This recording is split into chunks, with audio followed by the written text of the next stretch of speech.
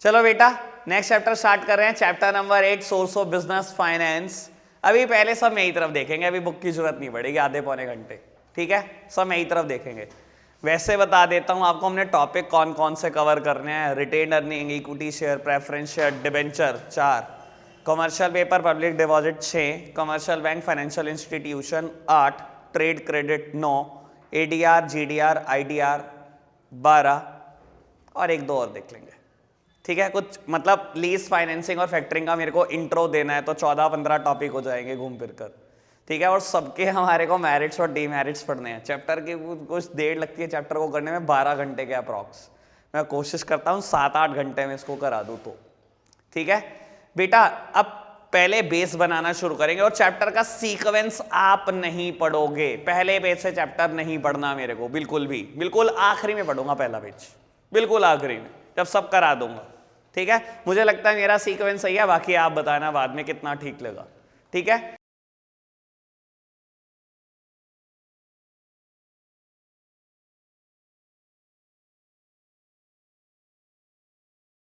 चलो अब मेरे एंगल से एक बात समझने की कोशिश करो। जब मैं एक सोल प्रोप्राइटर हूं और मैं बिजनेस स्टार्ट करता हूं, मुझे पैसे की जरूरत पड़ती है और पैसा आता सिर्फ दो जगह से है। As a sole proprietorship firm और अ पार्टनरशिप फर्म पैसा सिर्फ दो जगह से आता है।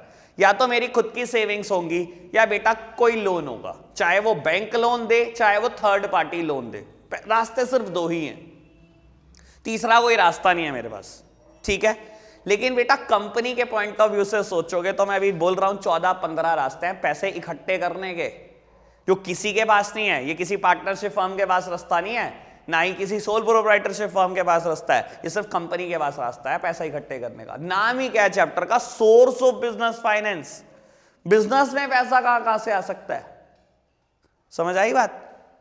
अब बेटा मैंने एक टेबल बनाई थी कुछ दिन पहले, अगर आपको याद हो, कंपनी समझाने से पहले। मैं दोबारा उस टेबल पर वापस आऊंगा। पहले आधा घंटा वही करना है, मुझे उसको और डिटेल लेकर जाना है, ठीक है। और उसके बाद मैं बुक से पढ़ना स्टार्ट करूंगा, ठीक है। चलो जी, तो आज फिर दोबारा जिक्र हो जाए डिवेंचर्स का, प्रेफरेंस शेयर कैपिटल का, इक्विटी शेयर कैपिटल का और रिटेन्ड अर्निंग्स का।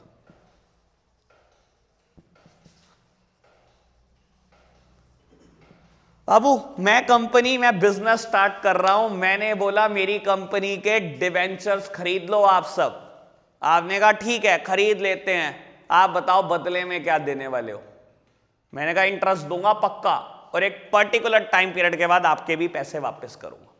मतलब बेटा देखो, डिवेंचर के आगे एक रेट ऑफ इंटरेस्ट मेंशन करना जरूरी होता है, जो इंडिकेट करता है पर एनम इंटरेस्ट, पूरे साल भर का ब्याज कितना है।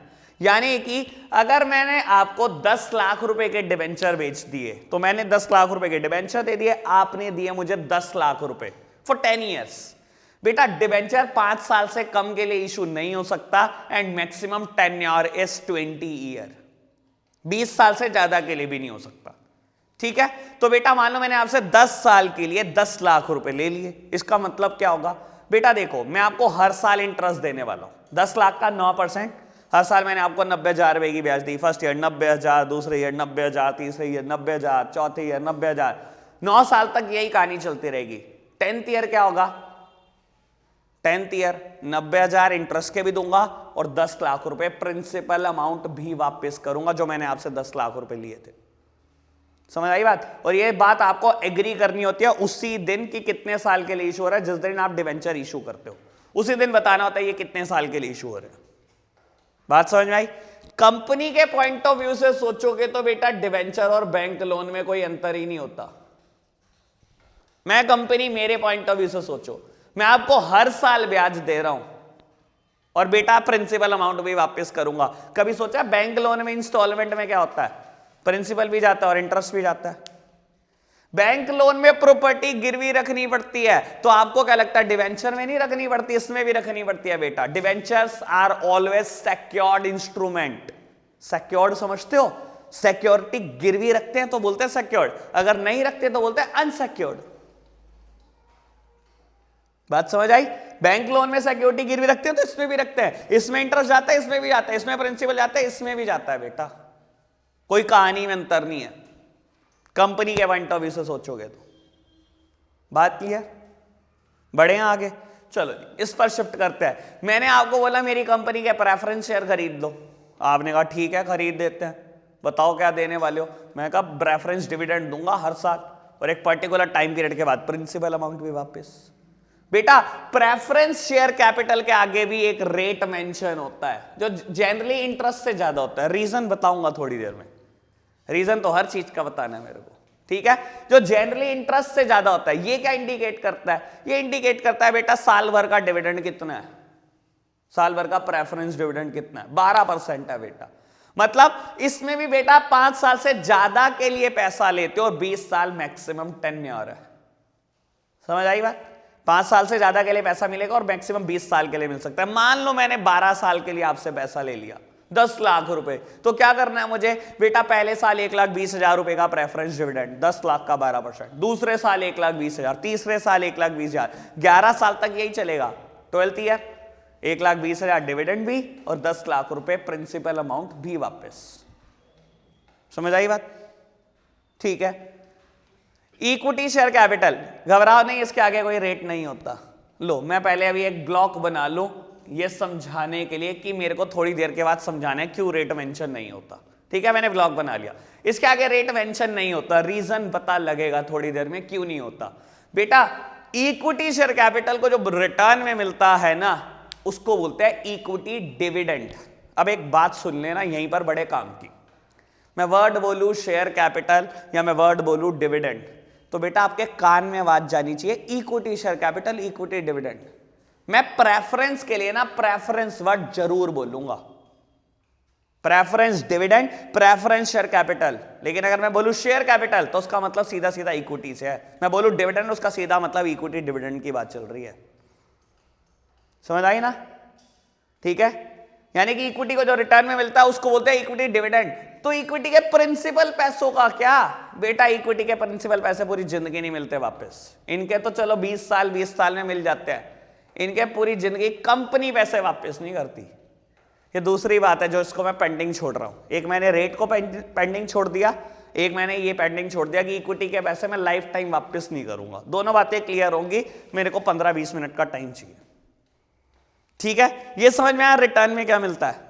डिवेंचर को मिलता है इंटरेस्ट, प्रेफरेंस को मिलता है प्रेफरेंस डिविडेंड, इक्विटी को मिलता है इक्विटी डिविडेंड। अभी कल परसों ही कॉपियां चेक कर रहा था मैं 11th क्लास की बैठकर, हाल इतने बुरे हैं कि ये टेबल मैंने 20 बार फ्रेम किया है। प्रेफरेंस शेयर कैपिटल की डीमेरिट लिख रहा है बच्चा, बार बार इंटरेस्ट लिख रहा है।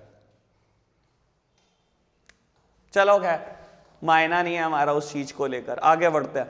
बेटा अब एक बात को समझने की कोशिश करना, जो चीज आपके लिए रिटर्न है, क्योंकि मैं पूरा चैप्टर कंपनी के पॉइंट ऑफ व्यू से पढ़ने वाला हूं, वो कंपनी के लिए कॉस्ट है, मेरे लिए तो खर्चा है। मैं अगर डिबेंचर से पैसा लेता हूं मेरे को खर्चा क्या पड़ता है? इंटरेस्ट। प्रेफरेंस से पैसा लेता हूं तो मुझे खर्चा क्या पड़ता है? Preference dividend. और इक्विटी से पैसा लेता हूं तो मेरे को खर्चा क्या पड़ता है बेटा? Equity dividend. रिटेन्ड अर्निंग की मैंने अभी कोई बात नहीं छेड़ी बेटा, पहले बताओ ये बात ओके है क्या? पक्का से ये बात समझ आई है? कोई दिक्कत तो नहीं आई इस बात में? बढ़ जाएं आगे, चलो जी आगे बढ़ते हैं बेटा। रिस्क। अब बेटा रिस्क क्या चीज है बाबू? अगर कंपनी ने गलती से इनके पैसे रोक लिए, डिबेंचर के पैसे रोक लिए, चाहे सिंगल डे का डिफॉल्ट था, अगर बेटा इंटरेस्ट रोक लिया, चाहे प्रिंसिपल अमाउंट रोक लिया एक दिन भी, तो बेटा बता देता हूं कंपनी सबसे ज्यादा इन्हीं से डरती है। ये वो लोग हैं बेटा हाई कोर्ट चले जाएंगे, कंपनी बंद कराने के ऑर्डर ले आएंगे एक दिन में। समझ आई बात? तो बेटा इनके इंटरेस्ट में, इनके प्रिंसिपल में, इनमें डिफॉल्ट नहीं कर सकते आप, कुछ भी कर लो कंपनी बंद हो जाएगी। लॉस हुआ है कंपनी को ब्याज देनी है, नहीं निकल रही, बेटा दूसरा लोन लो, पैसे तो देने ही पड़ेंगे वरना ये कंपनी बंद करा देंगे, और कोई इलाज नहीं है इस चीज का। समझ आई बात? तो डिबेंचर का इंटरेस्ट नहीं रोका जा सकता, कुछ भी समझ लो, और प्रिंसिपल भी नहीं रोका जा सकता। ठीक है, आपको याद हो तो आपने एसेट भी गिरवी रखी हुई है, गलती से कोई दिमाग में हो कि मैं यार रोक लेता हूं पैसा, एसेट बिक जाएगी बेटा, पैसे तो मिल ही जाएंगे उनको पक्का। समझ आई बात? समझ आई? बढ़े आगे? हाँ जी बेटा लॉस हुआ है, चलो डिवेंचर का तो इंटरेस्ट देना ही देना है, तो कंपनी बंद करा देते हैं, चलो मैंने इंटरेस्ट कहीं से लोन पकड़कर इंटरेस्ट ही दे दिया उनका, अब प्रेफरेंस का डिविडेंड कैसे दूं? बेटा इनके साथ इतना तगड़ा रिस्क नहीं है, मतलब कंपनी तो नहीं बंद करा सकते, कुछ भी कर लो कंपनी नहीं बंद करा सकते। फिर क्या कर सकते हैं बेटा? जनरली जो प्रेफरेंस शेयर इशू होते हैं उनका नाम है क्यूमुलेटिव प्रेफरेंस शेयर। क्यूमुलेटिव मतलब बेटा इनका डिविडेंड क्यूमुलेट होता है। मुझे फर्स्ट ईयर लॉस हुआ, मेरे एग्जाम्पल में मुझे 1,20,000 रुपए का डिविडेंड देना है, मुझे लॉस हुआ, मैं नहीं दे पा रहा, कोई दिक्कत नहीं, अगले साल बेटा अगले साल क्यूमुलेट हो जाएगा, 1,20 पिछला जुड़ गया, 1,20 करंट ईयर का जुड़ गया, अब ये कितना हो गया? 2,40 हो गया। अगर इस साल भी लॉस होता तो बेटा कोई दिक्कत नहीं, तीसरे साल क्या हो जाता? 1,20 1,20 1,20 3,60 हो जाता है। समझ आई बात? तो कंपनी बंद करा सकते हैं क्या? ये कंपनी नहीं बंद करा सकते। फिर क्या कर सकते हैं बेटा? बस अपना डिविडेंड क्यूमुलेट करके ले सकते हैं। समझ आई बात? तो मैं बोल दूं बेटा डिवेंचर के साथ रिस्क बहुत तगड़ा है, हाईएस्ट रिस्क है, ठीक है। इनके साथ जो रिस्क जुड़ा हुआ है वो मीडियम रिस्क है। और बेटा इक्विटी, सुनो जी, लॉस है मुझे तो मत बांटना डिविडेंड यार, क्या फर्क पड़ता है। और बेटा प्रॉफिट है और तब भी बांटने का मूड नहीं है, तब भी मत बांटो बेटा, इक्विटी वाले कुछ नहीं कर सकते, ना तो ये क्यूमुलेट करके लेंगे बेटा, ना ही कंपनी बंद करा सकते, इनका तो कोई पावर नहीं है, चुपचाप बैठे रहो और शक्ल देखते रहो बैठकर। समझ में आई बात? तो बेटा इसीलिए बोलते हैं इक्विटी के साथ जो रिस्क जुड़ा हुआ है, या तो बोलो लो रिस्क या बोलो नो रिस्क, मुझे कोई फर्क नहीं पड़ता, एक जैसी बात है मेरे लिए। हाँ जी, अभी तक की बात क्लियर है? रिस्क सबसे ज्यादा किस में है? डिवेंचर्स में, मीडियम प्रेफरेंस में, इक्विटी में सबसे कम, ठीक है। टेबल नहीं याद होगी कुछ समझ नहीं आएगा, टेबल तो याद ही करनी है अभी, ठीक है जी। चलो आगे बढ़ते हैं बेटा। Third one is flotation cost. Flotation cost भी बोलते हैं बेटा, इशू कॉस्ट भी बोलते हैं, कॉस्ट ऑफ रेजिंग फंड भी बोलते हैं, लोग पता नहीं किस किस नाम से बोलते हैं उसको, ठीक है। फ्लोटेशन कॉस्ट क्या होता है बेटा? देखो किसी भी सोर्स ऑफ फाइनेंस से पैसा लेने के लिए पहले पैसा खर्चना पड़ता है आपको। मैं पैसा लेना चाहता हूं ना बेटा, पहले खर्चना पड़ेगा कुछ पैसा। आप कह रहे हो यार एक तो हम बैंक लोन लेने जा रहे हैं, बैंक लोन के लिए भी पैसा खर्चना पड़ता है 100%, इक्विटी के लिए भी पैसा खर्चना पड़ता है, ये तो आप काउंट ही नहीं कर सकते इक्विटी के लिए कितना पैसा खर्च होता है, बहुत पैसा खर्च होता है। पैसा लेने के लिए पैसा खर्च होता है।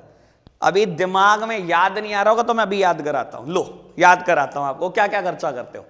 Chapter number 7 formation of a company, third stage capital subscription stage. अब याद कराता हूं। इक्विटी से पैसा लेने का मोड है बेटा, सबसे पहले प्रोस्पेक्टस इशू करना पड़ेगा, कुछ याद हो तो। सेकंड स्टेप होता था, फर्स्ट स्टेप होता था सेबी अप्रूवल, सेकंड होता था प्रोस्पेक्टस। प्रोस्पेक्टस प्रिंट कराने पड़ेंगे, फ्री तो नहीं प्रिंट होते होंगे ना, खर्चा होता होगा, पक्का होता होगा।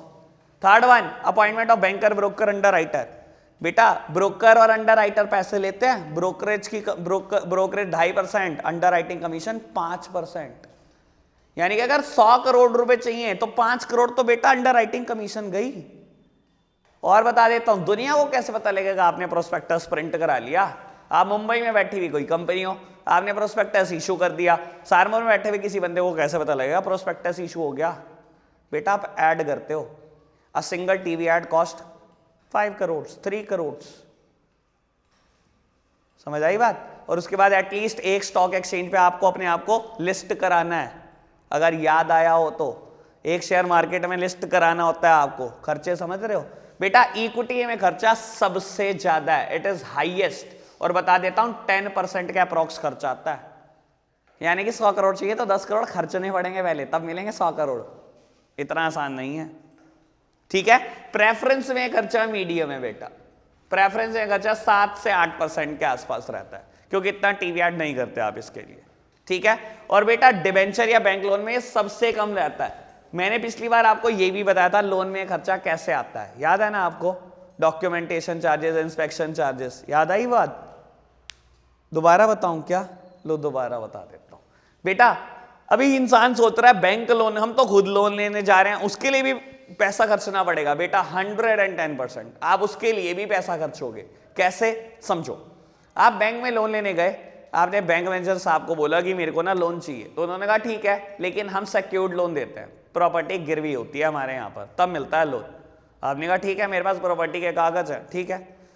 आपने बोला 20 लाख का लोन चाहिए, प्रॉपर्टी की वैल्यू है 30 लाख रुपए, मुझे लोन चाहिए। उन्होंने कहा ठीक है, प्रॉपर्टी के पेपर लेते आना कल। आप प्रॉपर्टी की फोटो स्टार्ट लेकर चले गए, ठीक है।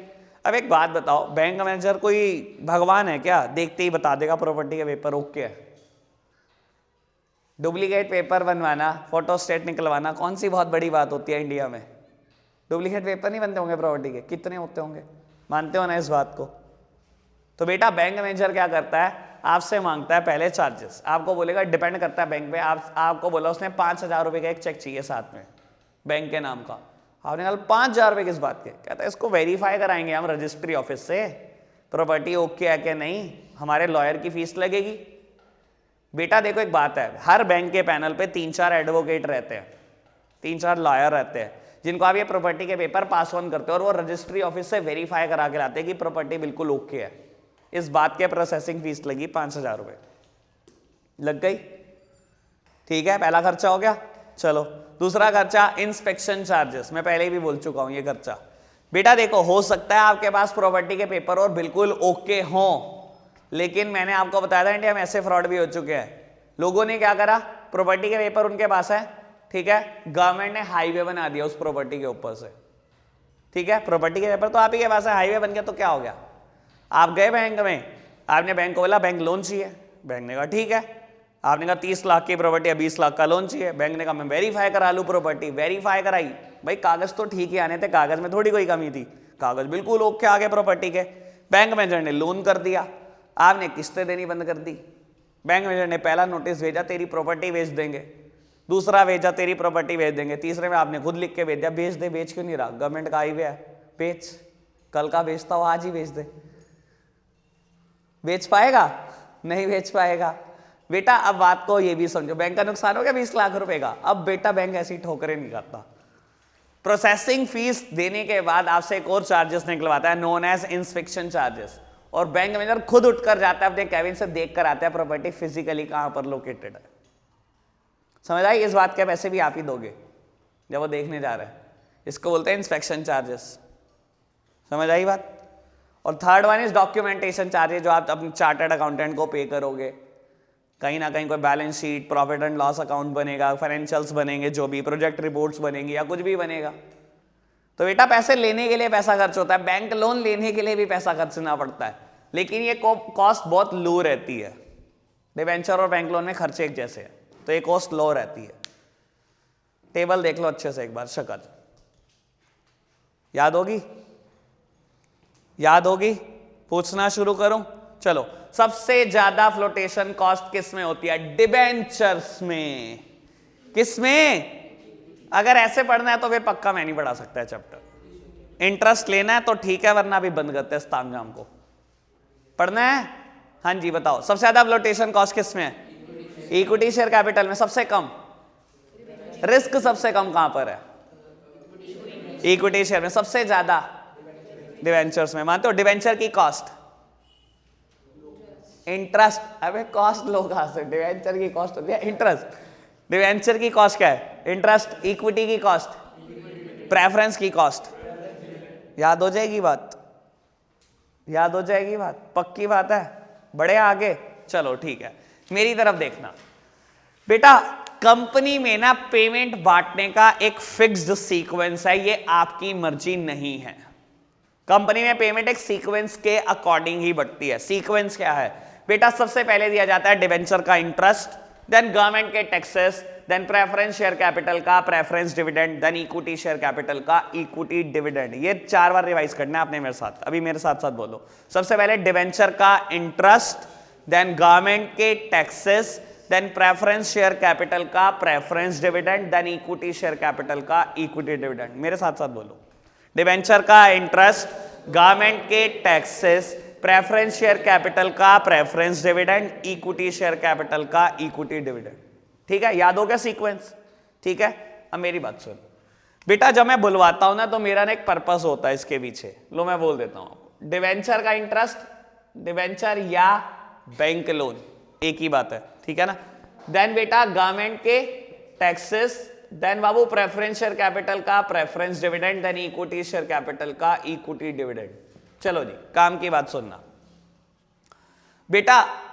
जब आपको रिटर्न बांटनी है या कंपनी के एंगल से कॉस्ट बांटनी है, आप सबके लिए रिटर्न, मेरे लिए कॉस्ट बेटा, तो कंपनी का ये सीक्वेंस है, interest, tax, preference dividend, equity dividend. एक और बात बोल देता हूं, अगर प्रिंसिपल बांटना पड़ जाए कभी, तो आपने इससे पैसा लिया 10 साल, इससे पैसा लिया 12 साल, इससे जिंदगी भर के लिए, अभी मैंने इसकी बात शुरू नहीं करी, ठीक है, इन सब से आपने पैसा ले लिया, किससे 10 साल के लिए, किससे 12 साल के लिए, किसी से जिंदगी भर के लिए पैसा ले लिया आपने, ठीक है, लेकिन 2 साल के बाद कोर्ट ने कह दिया कंपनी फ्रॉड करते हो आप, उठाकर बंद कर दो कंपनी। हो सकता है, कुड बी पॉसिबल, ठीक है, तो बेटा प्रिंसिपल भी वापस करना पड़ेगा, कंपनी बंद हो रही है, तो प्रिंसिपल बांटने का क्या सीक्वेंस है बेटा, वो भी यही है। सबसे पहले डिवेंचर की रीपेमेंट होगी 10 लाख रुपए, देन गवर्नमेंट ड्यूज, अगर कोई भी है तो इलेक्ट्रिसिटी बिल है, कोई टैक्स है, जीएसटी, कोई इनकम टैक्स है, कोई हाउस टैक्स पेंडिंग, कुछ भी पेंडिंग है, पहले गवर्नमेंट ड्यूज, देन बेटा प्रेफरेंस शेयर कैपिटल के 10 lakh, then equity share capital के 10 लाख। मेरे एग्जांपल में अभी तक मैंने तीनों से 10-10 लाख ही लिए थे। समझ आई बात? प्रिंसिपल बांटने का भी यही सीक्वेंस है और बेटा रिटर्न बांटने का भी यही सीक्वेंस है। समझ आई बात? समझ आई? बड़े आगे इक्विटी वाले पागल लग रहे हैं मुझे अभी तक, तो आपको भी लगे थे ना? हमेशा लगे हैं बेटा कभी ना कभी किसी ना किसी को, क्योंकि इक्विटी बड़ा फेवरेट होता है, दिल से स्पेशली प्यार है इनके लिए। हाँ जी बेटा, रिस्क भी कोई नहीं, मतलब अगर पैसे नहीं दे रही कंपनी, हमारा डिविडेंड नहीं दे रही, हम कुछ भी नहीं कर सकते, कोई पावर नहीं। डिविडेंड बांटने का नंबर है तो आखिरी, प्रिंसिपल बांटने का नंबर है तो आखिरी, और पैसे जिंदगी भर नहीं मिलने। ये क्या स्यापा है? ये इक्विटी वाले पागल हैं क्या जो दुनिया में इन्वेस्ट कर रहे हैं पैसे? बेटा सबसे तगड़े यही हैं, सबसे तगड़े, ठीक है। शेयर मार्केट में जितना पैसा लगा है ना, अकेला 99% पैसा यहीं लगा है, 1% लगा हुआ है इन दोनों में मिला लो, 1% पैसा शेयर मार्केट का, 1% से भी कमी ना हो। समझ आई बात? चलो समझते हैं क्यों, ठीक है बेटा। कंपनी ने कमाए 10 लाख, ठीक है, सबसे पहले क्या देना है?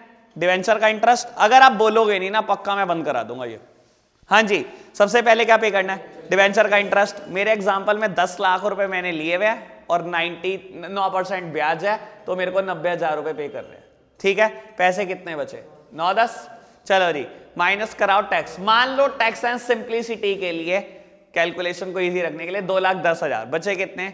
7 लाख। चलो जी, अब पे कराओ बेटा प्रेफरेंस, नहीं पहले इक्विटी का डिविडेंड। किसका डिविडेंड? प्रेफरेंस का डिविडेंड। कितना? 10 लाख का 12%, मतलब 1,20,000। परसेंटेज निकालने सिखाऊं? आती है? पक्का बताओ आती है तो। आती है? लो निकाल के बताओ, लो ये निकाल के बताओ। आपने कहा आती है, मैंने तो कहा था मैं सिखा देता हूं, निकाल कर बताओ। हाँ जी बेटा, प्रेफरेंस का डिविडेंड बांट दिया, अब जो पैसा बचा वो किसका बचा? इक्विटी का बचा। इक्विटी डिविडेंड देना है। अब काम की बात को समझने की कोशिश करना। मैंने ना एक बात लिखी थी कि इक्विटी के आगे कोई डिविडेंड रेट मेंशन नहीं होता, बोला था ना अभी, और मैं अब कंफर्म कर देता हूं। देखो मैंने ब्लॉग बनाया, मैं अपनी लेग पुलिंग खुद करता हूं। हाँ जी, क्यों लिखा था, क्यों नहीं होता रेट मेंशन, समझना बेटा। आप पहला चैप्टर पढ़ चुके हो, ये पढ़ा है प्रॉफिट सर्टेन होता है बिजनेस में, प्रॉफिट सर्टेन होता है, अनसर्टेन होता है। पता होता है कितना कमाएंगे? किसी को पता होता है? दुनिया में किसी को नहीं पता होता कि कितना कमा लेंगे, नहीं पता होता बेटा। इसी तरीके से आपको यह भी नहीं पता होता इक्विटी के लिए बचेगा कितना। भाई आप जो भी कमाओगे, एक फिक्स्ड रेट देना है आपको डिवेंचर का, एक फिक्स्ड रेट देना है आपको प्रेफरेंस का, और गवर्नमेंट के टैक्सेस देने हैं। बचेगा क्या? कुछ नहीं पता, क्योंकि ये फिगर ही नहीं पता होती। ये तो साल के एंड में पता लगा कि 10 लाख कमाए, होता 20, होते 1 करोड़, होता लॉस 1 लाख का, तो क्या बेटा? प्रॉफिट अनसर्टेन है, same way equity dividend uncertain है। प्रॉफिट सर्टेन होता ना तो मैं बता देता ये भी फिक्स्ड है, ये भी फिक्स्ड है, ये भी फिक्स्ड है, अच्छा ये बचेगा इक्विटी के लिए हमेशा इतना बचेगा। क्योंकि यही फिगर नहीं पता होती तो बेटा यहां तक पहुंचोगे कैसे? इक्विटी को मिलता क्या है बेटा? बचा कुचा पैसा मिलता है, जो बच जाता है, सबको देने के बाद जो बच जाता है वो मिलता है। इसलिए इक्विटी का एक और नाम भी है, रेजिडुअल ऑनर। इन्हें मिलती क्या? रेजिड्यू मिलती है, बचा कुचा पैसा मिलता है। इसलिए बेटा इसके आगे कभी कोई रेट मेंशन नहीं हो सकता। समझ आई बात? रेट क्यों नहीं मेंशन होता? क्योंकि पता ही नहीं होता क्या बचेगा। लेकिन एक बात और भी बोल देता हूं बेटा, जनरली सबसे ज्यादा इक्विटी को मिलता है। आप खुद समझो ना, मैंने 10 लाख कमाए, इसने फिक्स्ड पैसे लेने हैं, इसने भी फिक्स लेने हैं। मैंने 1 करोड़ कमाए होते तो इसको तो 90,000 ही मिलने हैं, इसको 1,20,000 मिलने हैं। मैंने बेटा 10 करोड़ कमाए होते तो, मैंने बेटा 100 करोड़ कमाए होते तो तब भी 90,000 ही मिलने उसको। बचता किसके लिए? हमेशा बेटा इक्विटी के लिए बहुत पैसा बच जाता है। और कुछ कुछ एग्जाम्पल तो इंडिया में ऐसे है बेटा, आपने 3-3 हजार% डिविडेंड दिया है, 3,000%। कभी कंपैरिजन करने का दिमाग में आए ना तो सोच लेना बेटा, 3,000% वर्सेस 9%, सारे मिथ निकल जाएंगे दिमाग से। कहां 9% के लालच में फंसे हुए लोग, और कहां आपको एक साल में मिल गया 3,000%। कभी उम्मीद की है? 3,000% मतलब पता है? 30 गुना। मतलब ये वही हुआ मोर और लेस कि आपने कंपनी को 1 लाख रुपए दिए, कंपनी ने इन्वेस्ट करे और कंपनी का लो इस साल 30 लाख रुपए कमाई, और ये भी कह दिया 1 लाख रुपए जो प्रिंसिपल अमाउंट दिया वो भी देंगे वापस बाद में। तो सिर्फ रिटर्न है, प्रिंसिपल नहीं है। समझ आई बात? दूसरा फायदा इक्विटी का बेटा, equity share holder are known as owner of the company, they have the voting right. जिसकी मर्जी किताब उठा के देख लेना, 15 सोर्स हैं, किसी को वोटिंग राइट नहीं है, अकेले इक्विटी शेयर को। किसी भी सोर्स ऑफ फाइनेंस को वोटिंग राइट नहीं है। वोटिंग राइट का क्या फायदा बेटा? सारी डिसीजन मेकिंग आपकी, बोर्ड ऑफ डायरेक्टर अपॉइंट करने हैं, इक्विटी शेयर होल्डर की मीटिंग में डिसाइड होंगे। डिविडेंड बांटना है कि नहीं, ये भी इक्विटी ही डिसाइड करते हैं। समझ आई बात? तो बेटा ये सब कुछ है, वोटिंग राइट इनको है, इनको तो मीटिंग में भी नहीं बुलाया जाता। आप ही को ऑनर बोलते हैं कंपनी का, कंपनी के मालिक आप हो, ठीक है? रिलायंस का मालिक कौन है? मुकेश अंबानी। अब फिर यही तो चक्कर है आपके साथ, इतना कुछ बोलने के बाद भी आप यही बोलते हो मुकेश अंबानी ऑनर है। भाई रिलायंस के मेरे पास शेयर है 10, मैं ऑनर नहीं हूं, मेरे पास इक्विटी शेयर है, आई एम द ऑनर। ये अनपढ़ लोग बोलते हैं ये बात। एमकॉम पास बच्चे से पूछ लेना रिलायंस का ऑनर कौन है, वो यही बोलेगा मुकेश अंबानी ऑनर। और मैं कहता हूं मैं हंस रहा होता हूं, पागल है, पागल ही रहेगा, ये कभी सुधर भी नहीं सकते। बेटा उसको ऑनर जनरली लोग इसलिए बोलते हैं कि उसके पास मेजॉरिटी ऑफ द शेयर है, 51% से ज्यादा शेयर अकेले उसके पास है। लेकिन बेटा बचे हुए लोगों के पास, मान लो उसके पास 60% है, बाकी 40% भी ऑनर हुए। लेकिन क्योंकि मेजॉरिटी उसके फेवर में, वो अकेले जजमेंट ले सकता है, डिसीजन वो ले सकता है। भाई ऑनर सभी होते हैं, जितने भी इक्विटी शेयर होल्डर हैं सबको ही ऑनर बोला जाता है कंपनी का। समझ आई बात? इतनी बात में कोई समस्या तो नहीं है। अब दूसरी बात बेटा, इक्विटी के पैसे हम जिंदगी भर वापस नहीं करते। अब ये क्या बला थी, ये भी समझा दो अभी, लो ये भी समझो। बेटा देखो मेरी तरफ देखना, आज मान लो पर्व ने, स्पर्श ने और शिवांग ने मुझे 1-1 लाख रुपए दिए, ठीक है? डोंट टेल मी कंपनी में मिनिमम नंबर ऑफ मेंबर 7 होते हैं, मुझे आपसे बहुत ज्यादा पता है, ठीक है? मान लो 3 मेंबर से मैंने कंपनी स्टार्ट करी, मेरे को इन्होंने 3 लाख रुपए दिए, मैंने बिजनेस में इन्वेस्ट कर दिया, ठीक है? आज 1 अप्रैल 2020 है मान लो, ठीक है? बेटा 2 अप्रैल को पर वापस आ गया कि मेरे 1 लाख वापस दे दो जो मैंने आपको दिए थे, और मैंने बिजनेस में इन्वेस्ट कर दिया। बेटा मैं निकाल के दे सकता हूं, आप किसी भी पॉइंट ऑफ टाइम पर आकर मेरे पास खड़े हो जाओगे तो मेरे को पैसे निकाल के देने पड़ेंगे। बेटा कंपनी दे ही नहीं सकती, किसी भी पॉइंट ऑफ टाइम पर तो नहीं दे सकती, और आपको मांगने का राइट हर टाइम है क्योंकि चीज आपकी है। तो इसका सॉल्यूशन क्या है समझना। बेटा आपको एक बात याद कराई थी मैंने कि जब आप शेयर इशू करते हो उससे पहले कम से कम एक शेयर मार्केट में लिस्ट कराते हो, chapter number 7, application to at least single stock exchange. कम से कम एक स्टॉक एक्सचेंज में तो शेयर लिस्ट कराने ही पड़ेंगे। स्टॉक एक्सचेंज मतलब शेयर मार्केट, नाम तो सुना ही है, बस नाम ही बता रहा हूं, अभी कुछ डिटेल नहीं जा रहा हूं। तो बेटा मैंने एक स्टॉक एक्सचेंज पे, एक शेयर मार्केट में शेयर लिस्ट करा लिए। लिस्टिंग का मतलब क्या होता है? वो शेयर का प्राइस अप डाउन कैलकुलेट करेगा, वही कैलकुलेट करेगा शेयर का प्राइस बढ़ रहा है या गिर रहा है। वो बात की बात है कि कैसे कैलकुलेट होता है, बता देता हूं। डिमांड और सप्लाई प्रेशर के अकॉर्डिंग होता है, ठीक है? बता देता हूं वैसे आपको, डिमांड और सप्लाई प्रेशर के अकॉर्डिंग होता है शेयर का प्राइस अप और डाउन, ठीक है? मैंने शेयर को स्टॉक एक्सचेंज में लिस्ट कराया हुआ है, पर वो पैसे मांगने आया कि पैसे दे दो। मैंने कहा पर मैं नहीं दूंगा, कंपनी पैसे नहीं देती है, आप जाओ शेयर मार्केट में अपने शेयर बेचाओ। इसने शेयर बेच दिए, कृतिका ने खरीद लिया। लेकिन कंपनी के शेयर पे वो जो, हमें क्या फर्क पड़ता है? मेरे को कोई फर्क नहीं पड़ता यार। मेरे को 3 लाख थे मेरे पास अभी भी 3 ही लाख है। बस क्या फर्क पड़ता है ये भी समझ लो। कंपनी एक register of share holder maintain करती है जिसमें शेयर होल्डर के नाम लिखती है। मैंने वहां से पर्व का नाम काट दिया, नाम लिख दिया कृतिका। मेरे पास 3 शेयर होल्डर हो गए, स्पर्श, कृतिका, शिवांग। कल को बेटा शिवांग को शेयर बेचनी है, शेयर मार्केट में जाके बेच ले भाई। इसने बेचे और काव्या ने खरीद लिया, मैंने नाम काट दिया शिवांग, नाम लिख दिया काव्या। बेटा मुझे कोई फर्क नहीं पड़ेगा, मैं पूरी जिंदगी पैसे वापस नहीं देने वाला हूं। और एट द एंड जब कभी कंपनी बंद हो रही होगी 100-200 साल बाद, जिसका आखिरी में नाम लिखा होगा, मैं पैसे उसको देने के लिए लायबल हूं। समझ आई बात? बेटा कंपनी वापस नहीं करती इक्विटी के पैसे पूरी जिंदगी भर। पहले तो ये बात को क्लियर रखना, ठीक है? 5 से 20 साल के लिए पैसा इसका मिलता है, 5 से 20 साल के लिए पैसा इसका मिलता है, इसका मिलता है लाइफ टाइम के लिए, पूरी जिंदगी के लिए। अभी तक इतनी बात क्लियर है? पक्का से बढ़े आगे? चलो अभी मेरी तरफ देखते रहना। रिटेन अर्निंग क्लियर करते हैं 2 मिनट के अंदर अंदर। यहां पर आओ वापस। हाँ जी, सबसे पहले क्या पे किया?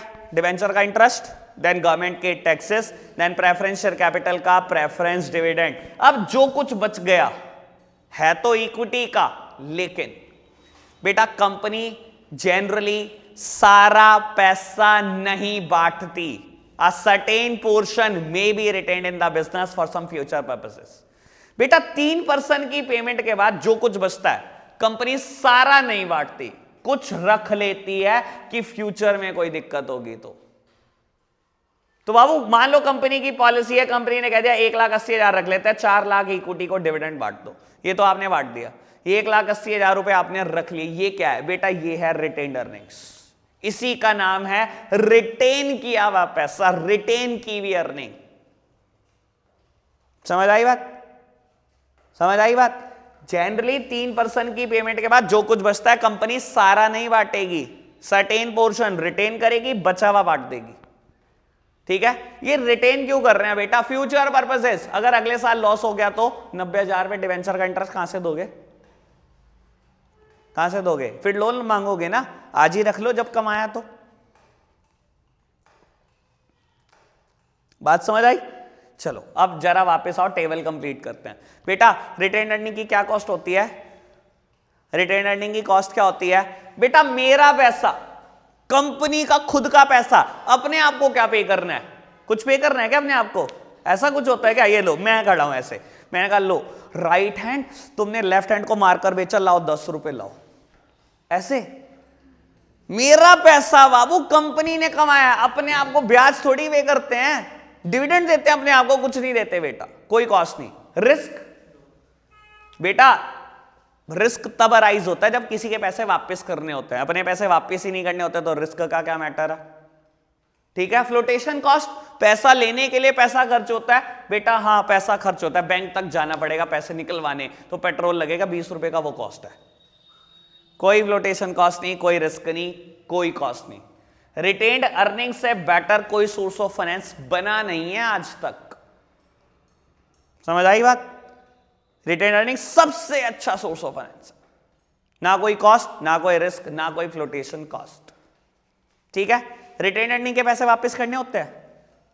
और जल्दी से बोलो, करने होते हैं? नहीं, मेरा पैसा है, क्यों वापस कर रहे हैं? अब काम की बात बताता हूं बेटा। इन 2 लोगों को, इक्विटी शेयर कैपिटल को और रिटेन्ड अर्निंग को, हम बोलेंगे आगे से ऑनर्स फंड। ऑनर फंड मतलब मालिकों का पैसा। ये दोनों क्या है बेटा? ऑनर्स फंड है, मालिकों का पैसा है ये, क्योंकि इसके भी पैसे पूरी जिंदगी नहीं वापस करने, इसके भी पैसे पूरी जिंदगी वापस नहीं करने। ठीक है? इसको क्या बोलेंगे? Honours fund. सो बेटा सोल प्रोप्राइटरशिप फर्म के अकाउंट्स बना रहे होंगे, पूरी जिंदगी पैसा वापस करते हैं क्या प्रोप्राइटर काम? पूरी जिंदगी भी नहीं करते। अगर किसी का करना होता है तो लोन में शो कर देते हैं, लेकिन हम बेटा मालिकों का पैसा कभी वापस नहीं करते। सेम वे बेटा कंपनी में बात है, जिसका पैसा वापस ना करना पड़े वो है ऑनर फंड। और इन दोनों के अलावा जितने मर्जी पढ़ लेना, सबको मैं एक ही नाम से जानता हूं, बोरोड फंड। देखो, जिसका पैसा आज नहीं तो कल वापस करना पड़े, चाहे 20 साल में करना पड़े, करना तो पड़ रहा है ना, तो बेटा वो लोन ही है। जिसका भी पैसा आज नहीं तो कल वापस करना पड़ेगा वो लोन है बेटा, उन्हें बोलते हैं बोरोड फंड, और इन दोनों को बोलते हैं सिर्फ ऑनर फंड। बात ओके? अब तक की सारी कहानी क्लियर? 1 मिनट का break. With this introduction next topic start कर रहे हैं, कैपिटल स्ट्रक्चर, आप सबका फेवरेट टॉपिक। लो अब आएगा मजा। अब मैं अपनी स्पीड स्लो कर दूंगा, इंट्रो में मैंने बहुत तेज कर रखी थी, अब स्पीड बहुत स्लो है। ये समझ में आ जाए चाहे चैप्टर पुराना हो, कोई दिक्कत नहीं मेरे को, तब भी कोई दिक्कत नहीं। मतलब मैं वैसे ही बोल रहा हूं फॉर्मेलिटी के लिए, चैप्टर तो पूरा आज ही करूंगा। ठीक है जी, चलो खैर बेटा, टॉपिक का नाम है कैपिटल स्ट्रक्चर। अभी सब सामने देख रहे हैं, कोई नोट्स, किसी नोट्स की जरूरत नहीं है, आप सब सामने देखो, मैं बैठा हूं तब तक नोट्स की जरूरत नहीं है। हाँ जी बेटा, टॉपिक का नाम है कैपिटल स्ट्रक्चर। अब क्या होता है कैपिटल स्ट्रक्चर, समझने की कोशिश करते हैं।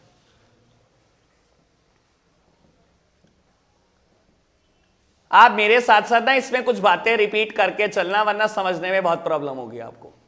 ठीक है जी बाबू, कैपिटल स्ट्रक्चर क्या होता है? Capital structure is the mix between debt and equity.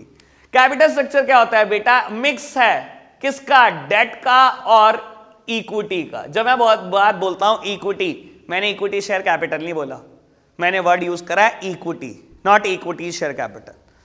Capital structure is the mix between debt and equity. Simple बोलने के लिए बोल देता हूं बेटा, इसका दूसरा नाम होता है बोरोड फंड। बोरोड फंड मतलब लोन कितना लिया, और बेटा इसका दूसरा नाम होता है ऑनर फंड। ऑनर फंड मतलब मालिकों ने कितना पैसा लगाया। ठीक है बेटा, एक सिंपल सी बात है, अगर बिजनेस में 5 करोड़ रुपए लगे हुए हैं तो कैपिटल स्ट्रक्चर पता है क्या बताता है? कितना मालिकों का पैसा लगा हुआ है और कितना लोन का पैसा लगा हुआ है। दैट्स इट, इतनी सिंपल सी बात। कैपिटल स्ट्रक्चर का काम ही क्या है बेटा? यह बताना कि मालिकों ने बिजनेस में पैसा कितना लगाया और लोन का पैसा कितना है। Capital structure is the mix between debt and equity. Debt का दूसरा नाम है बोरोड फंड, इक्विटी का दूसरा नाम है ऑनर्स फंड। ठीक है ना बेटा? एग्जाम्पल के तौर पर डेट के एग्जाम्पल कौन कौन से हैं? Debenture, bank loan, commercial paper and public deposits. 4 word याद रखना बेटा, ठीक है ना? 4 word, debenture, bank loan, commercial paper, public deposit. लेकिन एक बात मैं आपको यहां पर क्लियर करना चाहता हूं बेटा, देखो मेरी नजर से सोचोगे तो ऑनर फंड 2 ही होते हैं, एक इक्विटी और एक रिटेन्ड अर्निंग। जिसका पैसा कभी ना वापस करना हो ना बेटा, वो होते हैं ऑनर फंड, और जिसका पैसा आज नहीं तो कल वापस ही करना पड़े बेटा, वो सब डेट होते हैं। हर चीज लोन है बेटा। अगर किसी का पैसा आज भी देना पड़ रहा है, आज नहीं दोगे तो 5 साल बाद दोगे, 5 साल बाद नहीं दोगे तो 20 साल बाद दोगे, देना तो है ही वापस, तो बेटा वो लोन है, फिर वो आपका पैसा नहीं है। ऑनर का पैसा सिर्फ वो होता है जिसका पेमेंट कभी नहीं करना होता आपका। ठीक है ना? और वो होते हैं इक्विटी और रिटेन्ड अर्निंग, जिसका पैसा कभी नहीं देना होता। लेकिन बेटा एनसीईआरटी क्या करती है, या आप अकाउंट्स में भी क्या पढ़ते हो? इक्विटी में 3 चीजें पढ़ते हो। एक तो आती है इक्विटी शेयर कैपिटल, एक आती है प्रेफरेंस शेयर कैपिटल, और एक आती है रिटेन्ड अर्निंग। फिलहाल के लिए पढ़ लो, पर मेरे हिसाब से प्रेफरेंस शेयर कैपिटल यहां पर गलत है। अभी थोड़ी देर में जरा इसको देखेंगे भी। ठीक है, फिलहाल के लिए पढ़ लो बेटा। ऑनर फंड में एग्जाम्पल 3 है, equity share capital, preference share capital and retained earning. और बोरोड फंड में मैंने 4 बातें करी हैं, debenture, bank loan, commercial paper and public deposits. इतनी बात ओके? चलो बेटा, कोई भी बोरोड फंड हो उसकी 2 फिक्स्ड लीगल ऑब्लिगेशन है। किसी भी लोन से पैसा ले लेना बेटा, 2 लायबिलिटी सर पे मंडरानी शुरू हो जाएंगी। क्या 2 लायबिलिटी? एक तो ब्याज देना है on regular interval of time, और एक देना है प्रिंसिपल अमाउंट अपॉन मैच्योरिटी। भाई ब्याज तो देना ही देना पड़ेगा, हर साल देना पड़ेगा। और बेटा कुछ सालों के बाद, जितने टाइम के लिए आपने लोन लिया होगा बेटा, उन कुछ सालों के बीतने के बाद आपको उसको प्रिंसिपल अमाउंट भी वापस करना पड़ेगा। बोरोड फंड में have 2 fixed legal obligation, payment of interest on regular interval of time and principal amount upon maturity. बात ओके? ठीक है, चलो सामने देखते हैं बेटा एक और बात। देखो कैपिटल स्ट्रक्चर कैलकुलेट करने के दो फॉर्मूला है, ठीक है। एक आप अकाउंट्स में पढ़ भी चुके होंगे रेशोज में, और दूसरे की भी बात करें। बेटा फॉर्मूला क्या है? फॉर्मूला है डेट अपॉन इक्विटी। पहला फॉर्मूला कैपिटल स्ट्रक्चर कैलकुलेट करने का। लो बाबू समझने की कोशिश करते हैं ये क्या कहना चाहता है। बेटा मान लो इफ दिस रेशो इज 2:3, मान लो अगर इस रेशो का आंसर है 2:3 और बिजनेस में लगा हुआ है 5 करोड़ रुपए, तो एनालाइज करने की कोशिश करते हैं। देखो एक बात बता देता हूं, अकाउंट्स कभी रटने का सब्जेक्ट नहीं है, और ये टॉपिक लगभग अकाउंट्स है। मुझे समझ नहीं आता आप रेशोज भी रटते हो। बेटा रटना नहीं होता, चीजों को रीड करना आना चाहिए, अंडरस्टैंड करना आना चाहिए। बिजनेस में 5 करोड़ लगा है, डेब्ट इक्विटी रेशो 2:3 है। क्या मैं बोल नहीं सकता 2 करोड़ रुपए लोन के हैं और 3 करोड़ रुपए ऑनर्स के हैं? आराम से एनालाइज हो रहा है, रटने की क्या जरूरत है। अगर बिजनेस में 5 करोड़ लगे हैं और डेट इक्विटी रेशो 2:3 है, पता लग रहा है बहुत क्लियरली। लोन से 2 करोड़ लिया हुआ है, ऑनर ने अपना 3 करोड़ रुपए लगाया हुआ है, ठीक है। दूसरा तरीका क्या है कैपिटल स्ट्रक्चर कैलकुलेट करने का? बेटा दूसरा फॉर्मूला है डेट आउट ऑफ टोटल, मतलब debt upon debt plus equity. बेटा एक बात सुन लो, दोनों ही तरीके बिल्कुल करेक्ट है। वो बात अलग है कि हम अकाउंट्स में ऐसे कैलकुलेट करते हैं, कमी इसमें भी कुछ नहीं है। लो इससे भी तो क्लियर कट पता लग रहा है। मान लो मैं बोलता हूं आपको ये रेशो है 2:5 और आपने बिजनेस में लगाया हुआ है 5 करोड़ रुपए, तो ये भी यही बोल रहा है। बेटा ये इंडिकेट कर रहा है टोटल, ऑनर ने कितना लगाया और लोन का कितना है। टोटल पैसा कितना लगा है? 5 crore, out of which 2 crore debt है। Debt out of total, total में से डेट कितना है? ठीक है जी, दोनों ही तरीके सही है। बेटा अभी मैं यहीं तक रिवाइज कर रहा हूं कैपिटल स्ट्रक्चर को, फिर आगे बढ़ते हैं। क्या कहता है capital structure? Capital structure is the mix between debt and equity. Debt का दूसरा नाम है बोरोड फंड, इक्विटी का दूसरा नाम है ऑनर फंड। बेटा डेट के example debenture, bank loan, commercial paper, public deposits, ठीक है। इक्विटी के example equity share capital, preference share capital and retained earning. Borrowed fund may have 2 fixed legal obligation, payment of interest on regular interval of time and payment of principal amount upon maturity. Capital structure can be calculated by 2 ways. First way, beta debt equity ratio which is equivalent to debt upon equity, and beta debt out of total which is equivalent to debt upon debt plus equity. इतनी बात समझ आई? बेटा capital structure से related एक topic start कर रहे हैं। Topic का नाम है ट्रेडिंग ऑन इक्विटी। पहले थ्योरेटिकल पॉइंट ऑफ व्यू से समझने की कोशिश करना, ऑल्दो समझ नहीं आएगा, बस लाइन ही बोल रहा हूं मैं। Trading on equity is the financial process of using debt to produce gain for the equity share holder.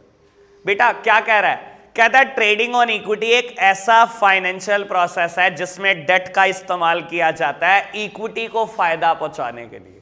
मतलब डिबेंचर, डेट, कोई भी डेट हो, बैंक लोन, क्या इक्विटी को फायदा पहुंचाता है? बेटा हाँ, बहुत अच्छे से फायदा पहुंचाता है इक्विटी को। और ये बात पहले प्रूव करेंगे, बाद में दोबारा ये लाइन कंफर्म करूंगा मैं, ठीक है जी। अभी सब सामने देख रहे हैं मेरी तरफ। एग्जाम्पल बहुत खतरनाक है, जिन्होंने पहली बार भी नहीं पढ़ रखा बेटा उनके लिए बहुत खतरनाक है, वो तो बिल्कुल सामने आ जाओ। बेटा एग्जाम्पल है total fund used 30 lakhs, interest rate 10%, tax rate 30%, EBIT 4 lakh, debt. Situation 1 nil, situation 2 10 lakh, situation 3 20 lakh. बेटा पहले मैं ये एनालाइज करा दूं आपको, ये सारी बातें एनालाइज करा दूं। मैंने बेटा 3 सिचुएशन ली है। एक सिचुएशन में डेट से कोई पैसा नहीं लिया, एक सिचुएशन में डेट से 10 लाख रुपए लिया है, एक सिचुएशन में डेट से 20 लाख रुपए लिए, ठीक है। मेरे को टोटल 30 लाख रुपए चाहिए से। जिसमें से मैंने पहली सिचुएशन में डेट से कुछ नहीं लिया, दूसरी सिचुएशन में 10 लाख लिए, तीसरी में 20 लाख रुपए लिए। ठीक है, अगर जब भी डेट से पैसा आएगा तो इंटरेस्ट रेट है बेटा 10%। जब भी पैसा आएगा, कितना भी पैसा है, ब्याज 10% ही रहेगी। ठीक है, सरकार कहती है हमारे को टैक्स चाहिए 30%, आप जितना कमाओगे उसका 30% टैक्स हमारे को भी चाहिए। And EBIT is 4 lakh. अब बेटा ये बताना है पहले तो ये क्या चीज होती है EBIT। बेटा इसका दूसरा नाम होता है ऑपरेटिंग प्रॉफिट, और फुल फॉर्म के लिए बोलते हैं इसको earning before interest and taxes. दूसरा नाम होता है ऑपरेटिंग प्रॉफिट, और EBIT की फुल फॉर्म होती है earning before interest and tax. लो जी, समझने की कोशिश करते हैं ऑपरेटिंग प्रॉफिट क्या चीज होती है। कोई जल्दी नहीं है, बहुत आराम से करेंगे इसको। बेटा आप ट्रेडिंग अकाउंट बनाते हो, ट्रेडिंग अकाउंट का रिजल्ट आता है या तो ग्रॉस प्रॉफिट या तो आता है ग्रॉस लॉस। ठीक है, मैं मान के चलता हूं प्रॉफिट आया, ग्रॉस प्रॉफिट आया। ठीक है, उसके बाद बेटा आप बहुत सारे एक्सपेंसेस को लेस करते हो P&L अकाउंट में, बहुत सारे एक्सपेंसेस को। ठीक है ना, सैलरी को लेस करते हैं हम, रिफ्रेशमेंट को लेस करते हैं, लीगल एक्सपेंसेस को लेस करते हैं, अकाउंटिंग चार्जेस को लेस करते हैं, ऑडिटिंग को लेस करते हैं, ट्रैवलिंग एंड कन्वेंस को लेस करते हैं, डेप्रीसिएशन को करते हैं, प्रिंटिंग एंड स्टेशनरी को करते हैं, और हजारों होंगे। बेटा बहुत सारे एक्सपेंसेस हैं जिनको हम लेस करते हैं, और उसके बाद रिजल्ट आता है नेट प्रॉफिट या नेट लॉस। मान लो मेरे एग्जांपल में नेट प्रॉफिट। बेटा ये जितने एक्सपेंसेस हैं, अगर मैं इनका कैटेगराइजेशन करूं तो दो कैटेगरी बनती है। बहुत सारे खर्चे हैं जो बिजनेस को ऑपरेट करने से हो रहे हैं, ऑपरेटिंग एक्सपेंसेस। लेकिन बहुत सारे खर्चे ऐसे भी हैं जो बिजनेस ना भी ऑपरेट करूं तब भी वो खर्चे होंगे ही होंगे, उन्हें बोलते हैं नॉन ऑपरेटिंग एक्सपेंसेस। ठीक है बेटा, P&L में जितने भी खर्चे उनकी दो कैटेगरी बन सकती है, ऑपरेटिंग खर्चे और नॉन ऑपरेटिंग खर्चे। ऑल्दो बहुत अच्छे से पढ़ते हो आप अकाउंट्स में जब रेशियोज पढ़ते हो। ठीक है, अगर मैं ग्रॉस प्रॉफिट में से, अभी मैं ऑपरेटिंग और नॉन ऑपरेटिंग इनकम की कोई बात नहीं कर रहा, ना मेरी वो जरूरत है, अकाउंट्स में आपको जरूरत था तो वहां बात करते थे। ठीक है, अगर मैं ग्रॉस प्रॉफिट में से सिर्फ और सिर्फ ऑपरेटिंग खर्चे लेस कर दो, सिर्फ ऑपरेटिंग खर्चे, तो बेटा जो रिजल्ट आता है उसका नाम है ऑपरेटिंग प्रॉफिट, जिसको आप बोलते हो EBIT, earning before interest and tax. बात समझ आई? ठीक है, अभी आप इधर आओ वापस। हाँ जी बेटा, बिजनेस में पैसा चाहिए 30 लाख रुपए, कोई भी प्रोजेक्ट चलाना हो, इन तीनों में से पैसा तीनों सिचुएशन में 30 लाख चाहिए। इन तीनों ही सिचुएशन में ब्याज का रेट है 10%, तीनों ही सिचुएशन में गवर्नमेंट को टैक्स चाहिए 30%, और तीनों ही सिचुएशन में ऑपरेटिंग प्रॉफिट यानी कि earning before interest and taxes कितना है? 4 लाख रुपए। ठीक है, अभी बेटा यहां से एक बात क्लियर करते हैं। लो एग्जाम्पल इतना सही है, लेकिन मैं क्लियर करने के लिए अभी एक बात समझा रहा हूं। बेटा अगर मैंने डेट से पैसा नहीं लिया और पैसा चाहिए था 30 लाख, तो पैसा कहां से आया होगा? इक्विटी। ऑब्वियस सी बात है, पैसा तो दो ही जगह से आ सकता है, या डेट है या इक्विटी, और तो कुछ है नहीं। ठीक है, तो बेटा पहली सिचुएशन में 30 लाख रुपए चाहिए थे, डेट से कुछ नहीं लिया, जीरो लिया, जीरो, तो बेटा इक्विटी से कितना लिया? 30 लाख। दूसरी सिचुएशन में चाहिए थे 30 लाख, डेट से लिया 10 लाख, तो इक्विटी से कितना लिया? 20 लाख। तीसरी सिचुएशन में डेट से पैसा लिया 20 लाख, चाहिए थे 30 लाख, तो इक्विटी से कितना लिया? 10 लाख। पहले बताओ ये बात क्लियर है कि नहीं? थोड़ी देर बाद इसका यूज होगा, अभी बता दो ओके नहीं है तो बात को क्लियर करूं। और क्लियर है? पक्का? चलो, आप कह रहे हो क्लियर है तो ये मानते हुए क्लियर है, मैं इसको भी रब कर रहा हूं, मैं इसका यूज करूंगा, जब पूछूंगा तो बताना। ठीक है जी, चलो अब मैं एग्जाम्पल स्टार्ट कर रहा हूं अपना। ठीक है, चलो देखते हैं बेटा। सिचुएशन 3 है हमारे सामने, सिचुएशन 1, 2 एंड 3। लो जी, ठीक है जी, हाँ जी, तीनों ही केस में बेटा EBIT है 4 लाख रुपए। EBIT मतलब earning before interest and taxes 4 lakh रुपए। लो बाबू लो, मैंने लिख दिया 4 लाख। चलो जी बेटा, कंपनी में पेमेंट बांटने का एक फिक्स सीक्वेंस होता है, अभी मैं बोल चुका हूं। सबसे पहले दिया जाता है डिबेंचर को इंटरेस्ट, देन गवर्नमेंट को taxes, then preference share capital को preference dividend, then equity share capital को इक्विटी डिविडेंड। इतनी बात हो क्या? चलो जी, सबसे पहले दो डिबेंचर को इंटरेस्ट, क्योंकि पेमेंट बांटने का सीक्वेंस है। लो जी, माइनस कराओ। सबसे पहले देंगे बेटा डिबेंचर को इंटरेस्ट। लो जी, इंटरेस्ट आपने कैलकुलेट करना है, मैं नहीं बताऊंगा। लो जी, पहले केस में बेटा, अरे बोलने तो दो, आप ही बता दो। हाँ जी, पहले केस में बेटा डेट से पैसे लिए 0, कोई पैसा नहीं लिया, लोन लिया 0 का। बेटा 0 के ऊपर इंटरेस्ट देना है 10%। कितना आया? 10। हाँ जी, 0 का 10% 0। बेटा सेकंड केस में डेट से पैसा लिया 10 लाख रुपए, इंटरेस्ट देना है 10%। 10 लाख का 10% 1 लाख।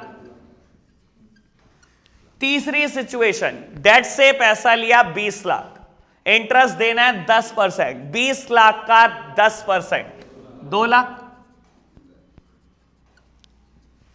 बात ओके? बेटा जो रिजल्ट आएगा उसका नाम है ईबीटी। लो अभी बोलकर बताता हूं। Earning before interest and taxes minus interest earning before taxes. ठीक है जी, अर्निंग बिफोर टैक्सेस कितना आया बेटा? माइनस करो। लो जल्दी जल्दी माइनस कर दो। बाबू इस एग्जाम्पल में ना कुछ काम बांट लेते हैं, थोड़ा काम आप करना, थोड़ा मैं। ठीक है जी, काम बांट लो। ठीक है, इंटरेस्ट मैंने कैलकुलेट किया है, आगे कोई चीज मैं आपसे कैलकुलेट करा दूंगा। ठीक है जी, अब माइनस कराओ टैक्सेस, क्योंकि पेमेंट बांटने का एक फिक्स सीक्वेंस है। सबसे पहले दिया डिवेंचर को इंटरेस्ट, अब चाहिए गवर्नमेंट को टैक्सेस। टैक्सेस कितने हैं बेटा? 30%, 30%। बेटा टैक्स दिए जाते हैं कमाई पर, और कमाइयां बची हुई हैं ये। लो जी, टैक्सेस दो बेटा। 4 लाख का 30%, 1,20,000। 3 लाख का 30% 90,000। 2 लाख का 30% 60,000। ठीक है जी, टैक्सेस कैलकुलेट हो गए। लो जी, हो गए कैलकुलेट। माइनस कराओ बेटा। पहली बात तो जो रिजल्ट आएगा उसका नाम है EAT। कितना प्यारा नाम, EAT। आप रख लो अपना घर का नाम, EAT। Earning before interest and taxes minus interest earning before taxes minus taxes earning after taxes. एक बार बोलकर बताओ। Earning before interest and taxes minus interest earning before taxes minus taxes earning after taxes. लो जी, earning after taxes. बाबू minus कराओ जल्दी जल्दी, क्या कर रहे हो? लो जी, माइनस हो। ठीक है बेटा, पेमेंट बांटने का फिक्स सीक्वेंस है, सीक्वेंस याद कराओ। डिबेंचर का इंटरेस्ट, गवर्नमेंट के टैक्सेस, प्रेफरेंस शेयर कैपिटल का प्रेफरेंस डिविडेंड। बेटा पूरे क्वेश्चन में प्रेफरेंस की बात ही नहीं है कहीं। या तो अगर करके दिखाना चाहो, टीचर को दिखाना चाहो कि बहुत ही एक्स्ट्रा ऑर्डिनरी नॉलेज है, तो करके दिखा दो। लो बाबू देखो कितना बढ़िया माइनस किया हमने। ठीक है, और ये आया क्या? फिगर सेम आ जाएंगे सब कुछ। यस, अच्छा 2,10,000 में से 0 गए 0। लो जी, लो माइनस कर दिया बेटा। जो रिजल्ट आया उसका नाम है EFE, अर्निंग फॉर इक्विटी। दोबारा बोलकर बताओ, फॉर्मेट भूल गया मैं। Earning before interest and taxes minus interest earning before taxes minus taxes earning after taxes minus preference dividend earning for equity. बेटा ये बच गई कमाइयां इक्विटी के लिए। ठीक है, किसी को पता तो होता नहीं कितनी कमाइयां बचेंगी, या पता होता है? किसी को नहीं पता कितनी कमाइयां बचेंगी। चलो बच गई ये कमाइयां, अब क्या करना है? पहली बात बेटा, मुझे कहां तक पहुंचना है? मुझे पहुंचना है बेटा अर्निंग पर शेयर तक। पहली तो बात की है, कसम खा लो। मुझे निकालना क्या? मुझे निकालना है अर्निंग पर शेयर, हर शेयर के बदले में कितना कमा रहे हो, पहली बात। दूसरी बात, ये निकलेगा कैसे? मैं 2 मिनट के लिए रटवा रहा हूं बेटा। अर्निंग फॉर द इक्विटी को डिवाइड कर दोगे नंबर ऑफ इक्विटी शेयर से तो आंसर आ जाएगा EPS, पर मैंने रटवाया ये, समझाओ। लो समझते हैं बेटा। लो जी, समझते हैं, बड़ा सिंपल एग्जांपल देता हूं हमेशा समझाने के लिए। बेटा 4 लोगों ने मिलकर 20 रुपए कमाए, एक पर्सन के हिस्से में कितना आया? 5। 4 लोगों ने मिलकर 20 रुपए कमाए, एक पर्सन के हिस्से की कमाई कितनी है? 5 रुपए।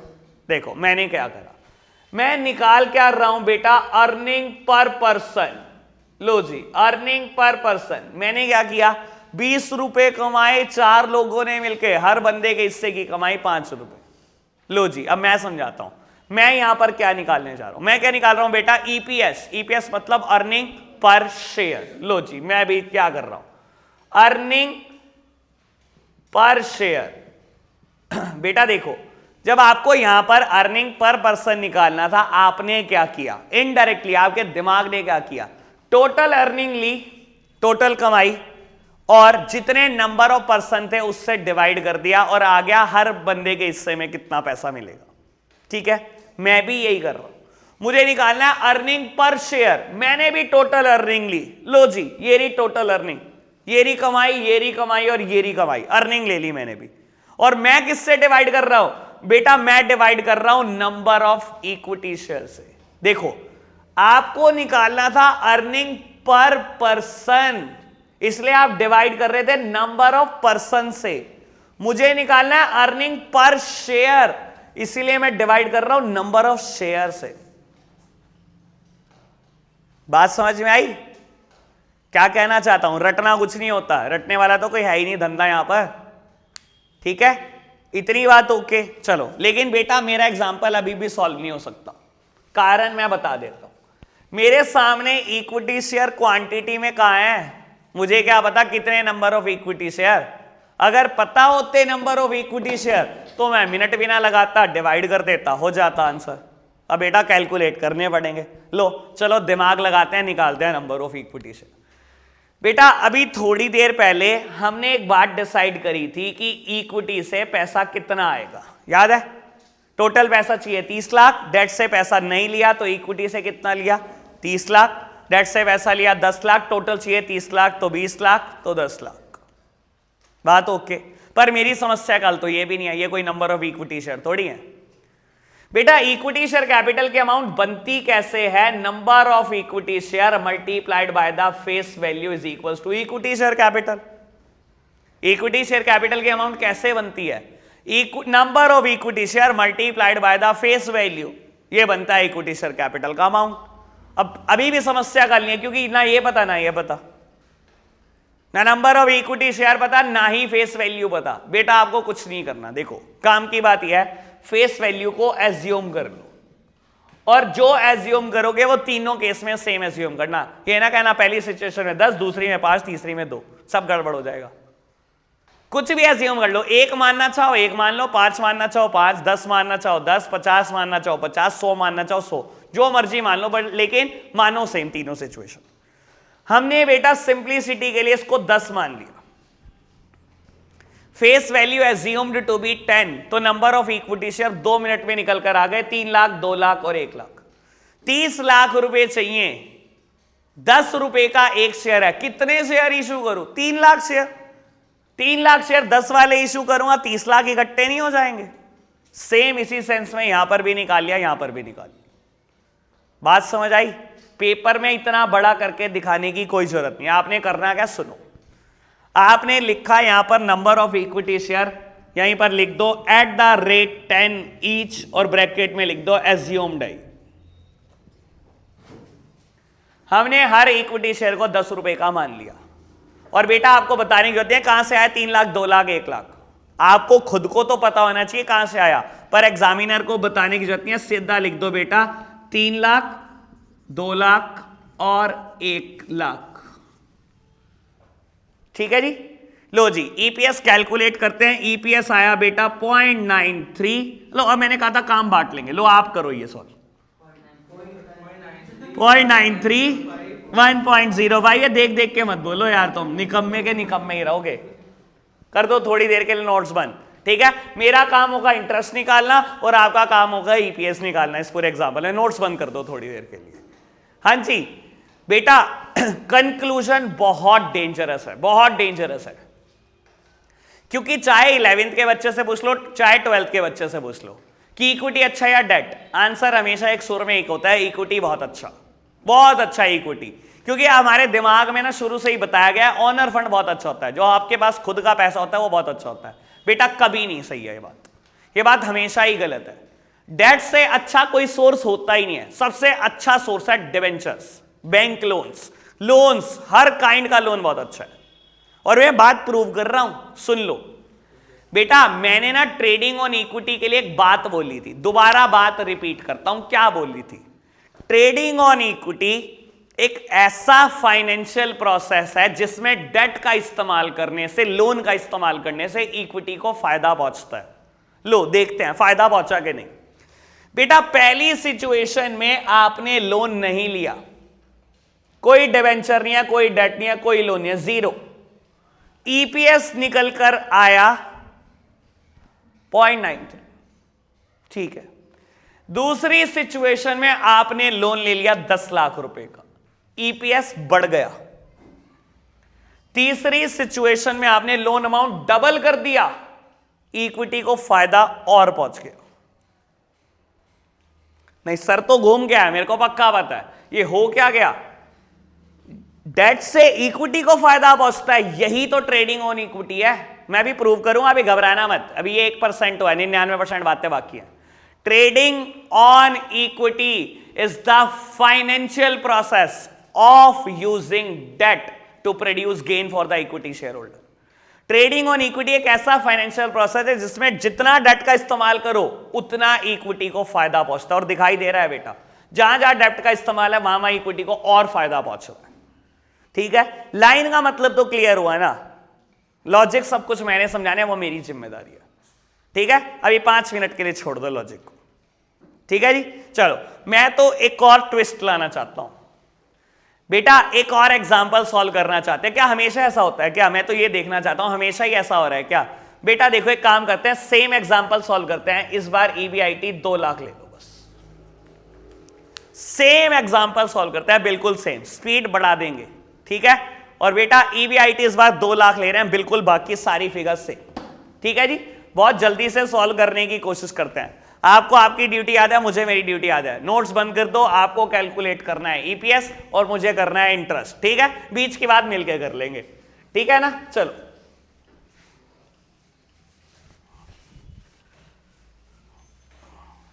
चलो जी बेटा, ईबीआईटी है 2 लाख रुपए तीनों केस में। चलो जी बहुत जल्दी से मैं लिख रहा हूं, अब मैं स्पीड बढ़ा रहा हूं। ईबीआईटी लिख दिया, फुल फॉर्म बताना क्या है इसकी? Earning before interest and taxes. चलो जी बाबू, माइनस कराओ इंटरेस्ट। 0 का 10%, 10, अच्छा 0 0 0 0, 0 का 10%, 0। अगली सिचुएशन में 10 लाख का लोन है, 10 लाख का 10%, 5 लाख, 3 करोड़। ठीक है ठीक है। तीसरी सिचुएशन में बेटा 20 लाख रुपए का लोन है, 20 लाख का 10%, 20 लाख। तुम्हारी ऐसी की तैसी। लो जी बेटा, earning before interest and taxes minus interest earning before taxes. चलो माइनस कराओ। माइनस खैर तुम्हें आता नहीं, लेकिन मैं ही करके बता देता हूं। चलो 2 लाख में से 0 गए 0।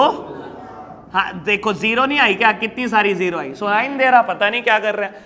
2 लाख में से 1 लाख गए 0। हाँ 2 लाख में से 2 लाख गए 0। अब बता दो नहीं आई 0? हाँ जी, चलो जी माइनस कराओ टैक्सेस। टैक्स है बेटा 30%। चलो ठीक है, ड्यूटी आपको याद है, मिल बांट के करना है। ठीक है जी, ये मैं कैलकुलेट करूंगा, ये आप कर देना और ये भी आप कर देना, मिल बांट के हो जाएगा। चलो 2 लाख का 30%, 1 लाख का 30%, 0 का 30%, 30। अच्छा ठीक है ठीक है ठीक है। हाँ जी बेटा, earning before taxes minus taxes earning after taxes. चलो जी माइनस कराओ। 0 में से 0 क्या? 0। ठीक है, प्रेफरेंस डिविडेंड कोई रोल है? लो, अर्निंग फॉर द इक्विटी आ गया। डिवाइड करना है बेटा किससे? नंबर ऑफ इक्विटी शेयर से। नंबर ऑफ इक्विटी शेयर याद है हमें, कैलकुलेट कर रखे हैं ये रे। सिमिलर वे में 10 एज्यूम्ड कर लिया। लो बाबू, अब आपकी ड्यूटी शुरू। 0/1 लाख, आप समझदार हो।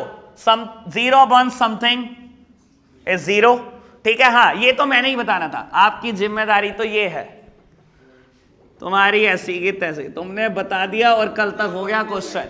हाँ ठीक है ठीक है, तुमने कल तक बता देना था इसको। बेटा ईपीएस कैलकुलेट हो गया 0.47, 0.35 और 0। अब काम की बात, बेटा जहां लोन नहीं लिया, बहुत आराम से समझना, अब कोई जल्दी नहीं है। एग्जाम्पल में जल्दी थी, कंक्लूजन में कोई जल्दी नहीं। जहां लोन नहीं लिया वहां बेटा ईपीएस सबसे ज्यादा, ठीक है। जहां पर लोन बढ़ाया, 10 लाख रुपए ले लिया, वहां बेटा ईपीएस गिर गया। ये तो आपकी वाली बात आ गई। जहां पर बेटा लोन और बढ़ा दिया, ईपीएस खत्म हो गया। ये क्या भला है, कभी तो बढ़ जाता है, कभी गिर जाता है, क्या करें बेटा, याद कर लो। 4 लाख आया ईबीआईटी तो बढ़ेगा, 2 लाख आया तो गिरेगा। रटने में हम एक्सपर्ट, मैं कह रहा हूं पेपर में आए 2.5 लाख रुपए, याद तो कर ही लेंगे ना, रट नहीं सकते यार, हमने पीएचडी करी है रटने में, रट लेंगे, रटने में क्या दिक्कत है। 2 लाख में गिरता है, 4 लाख में बढ़ता है। नहीं बाबू, इसको रटने की जरूरत नहीं है, बहुत आराम से क्लियर कर सकते हैं, बहुत आराम से। लो अभी सब सामने देख रहे हैं मेरी तरफ, मैं कंक्लूजन फ्रेम करूंगा। बता देता हूं, अभी तक जितना भी आपने बोर्ड पर पढ़ा है, ये सबसे इंपॉर्टेंट टॉपिक होगा जो आप पढ़ने जा रहे हो, ठीक है। मैं बेटा, मेरे को भी इसकी जरूरत नहीं है, मेरे को सिर्फ एग्जाम्पल की जरूरत है, इसलिए इसको भी रब कर रहा हूं, ठीक है जी। चलो, सबसे खतरनाक कंक्लूजन, सबसे मुश्किल टॉपिक समझने के लिए अब से स्टार्ट हो रहा है। चलो बेटा, जब हमने ईबीआईटी 4 लाख रुपए लिया था तो हमारे कंक्लूजन आए थे ये 0.93, 1.05, 1.40। जब हमने ईबीआईटी 2 लाख लिया तो हमारे कंक्लूजन ये निकल कर आए, ठीक है जी।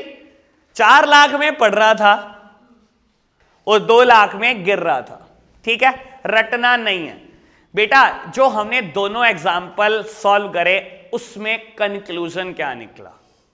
कभी ट्रेडिंग ऑन इक्विटी का फायदा मिलता है, इस सिचुएशन में तो ट्रेडिंग ऑन इक्विटी का फायदा मिल रहा था, डेट के इस्तेमाल से इक्विटी बढ़ रहा था। यहां ट्रेडिंग ऑन इक्विटी का फायदा नहीं मिल रहा, डेट का इस्तेमाल करने से इक्विटी वालों को लॉस हो रहा है। यह कंक्लूजन निकला बेटा। इसके पीछे कंसेप्ट वर्क करता है नोन एज आरओआई। लो समझाता हूं बेटा, इस पूरी बात के पीछे कंसेप्ट है जिसका नाम है return on investment, ROI, return on investment. क्या कमाया है, कितने रुपए लगाकर, रिटर्न ऑन इन्वेस्टमेंट। लो जी बेटा, जब मेरा ईबीआईटी 4 लाख था तो हम 4 लाख रुपए कमा रहे थे, ठीक है।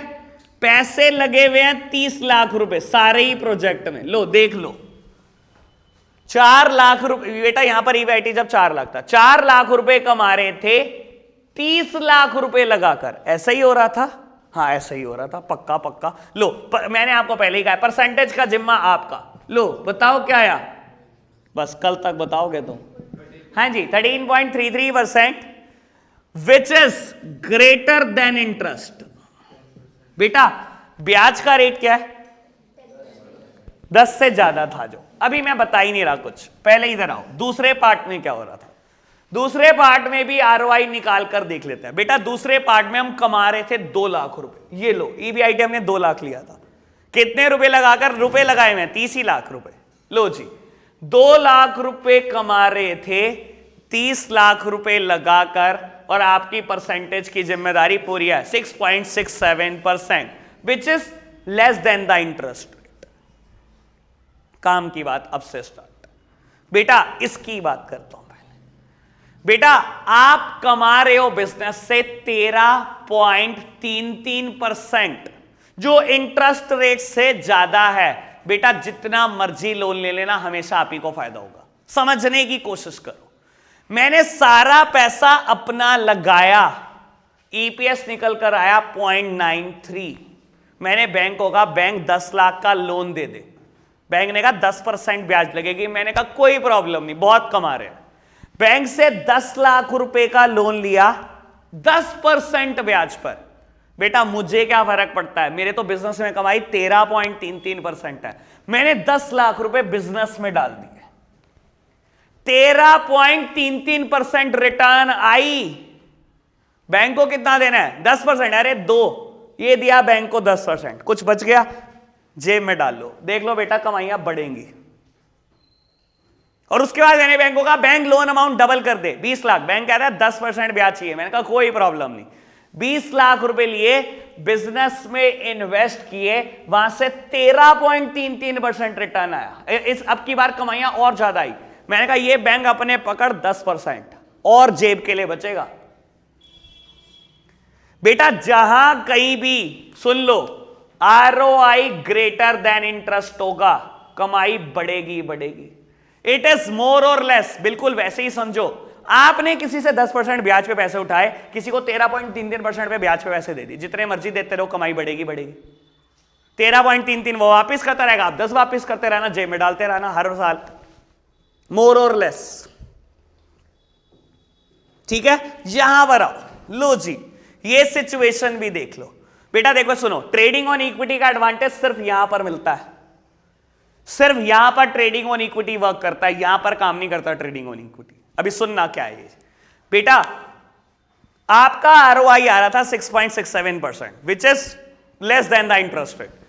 पहली सिचुएशन में आपने सारा पैसा अपना लगाया, सब अपना, 30 का 30 लाख, आपकी कमाई हुई 0.47। ठीक है, अब आपने बैंक को कहा बैंक 10% पे लोन दे दे 10 लाख। बैंक ने कर दिया। आप 10% पे 10 लाख उठा लाए, बिजनेस में इन्वेस्ट किया, कमाई हुई 6.67।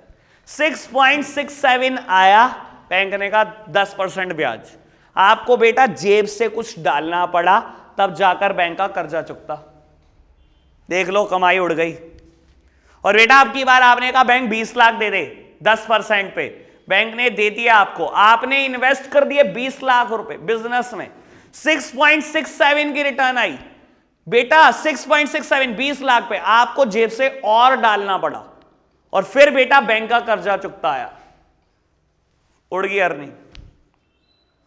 बड़ी समझदारी करी, 10% पे पैसा उठाकर 6.67 पे इन्वेस्ट कर दिया, बहुत समझदारी वाला काम किया। उड़ेगी अर्निंग, बचेगा थोड़ी कुछ। समझ आई बात? अब सुनो, पेपर में ट्रेडिंग ऑन इक्विटी आ गया, चाहे 3 नंबर का चाहे 4 नंबर का, ठीक है। आंसर सिर्फ वो लिखना, उधर वाली बात। क्या करोगे, पहले कैपिटल स्ट्रक्चर का सारा बेसिस बताओगे, ट्रेडिंग ऑन इक्विटी का मीनिंग लिख कर आओगे, और सिर्फ फर्स्ट एग्जांपल लिख कर आओगे, क्योंकि ट्रेडिंग ऑन इक्विटी का एडवांटेज सिर्फ यही मिलता है, where ROI is greater than interest. Trading on equity का एडवांटेज सिर्फ एक ही जगह मिलता है, where ROI is greater than interest. लेकिन अगर बेटा पेपर में क्वेश्चन आया 5 या 6 नंबर में, तो आप करोगे क्या? पहला एग्जांपल बताओगे, लिखोगे सिचुएशन क्या है, ROI is greater than interest, trading on equity सिर्फ यहां काम करता है। एग्जांपल 2 स्टार्ट करने से पहले ये जरूर बताओगे एग्जामिनर को कि ट्रेडिंग ऑन इक्विटी हर जगह वर्क कर ही नहीं सकता, where ROI is less than interest, यहां ट्रेडिंग ऑन इक्विटी फेल हो जाता है।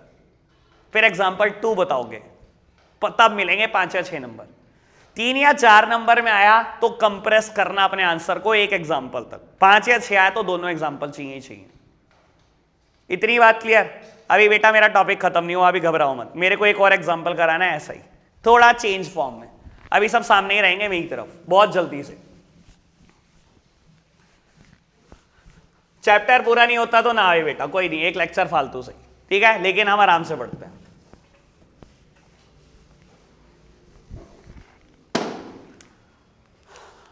अभी सब सामने ही देख रहे हैं बेटा, मैं एक एग्जांपल फ्रेम कर रहा हूं बहुत जल्दी से।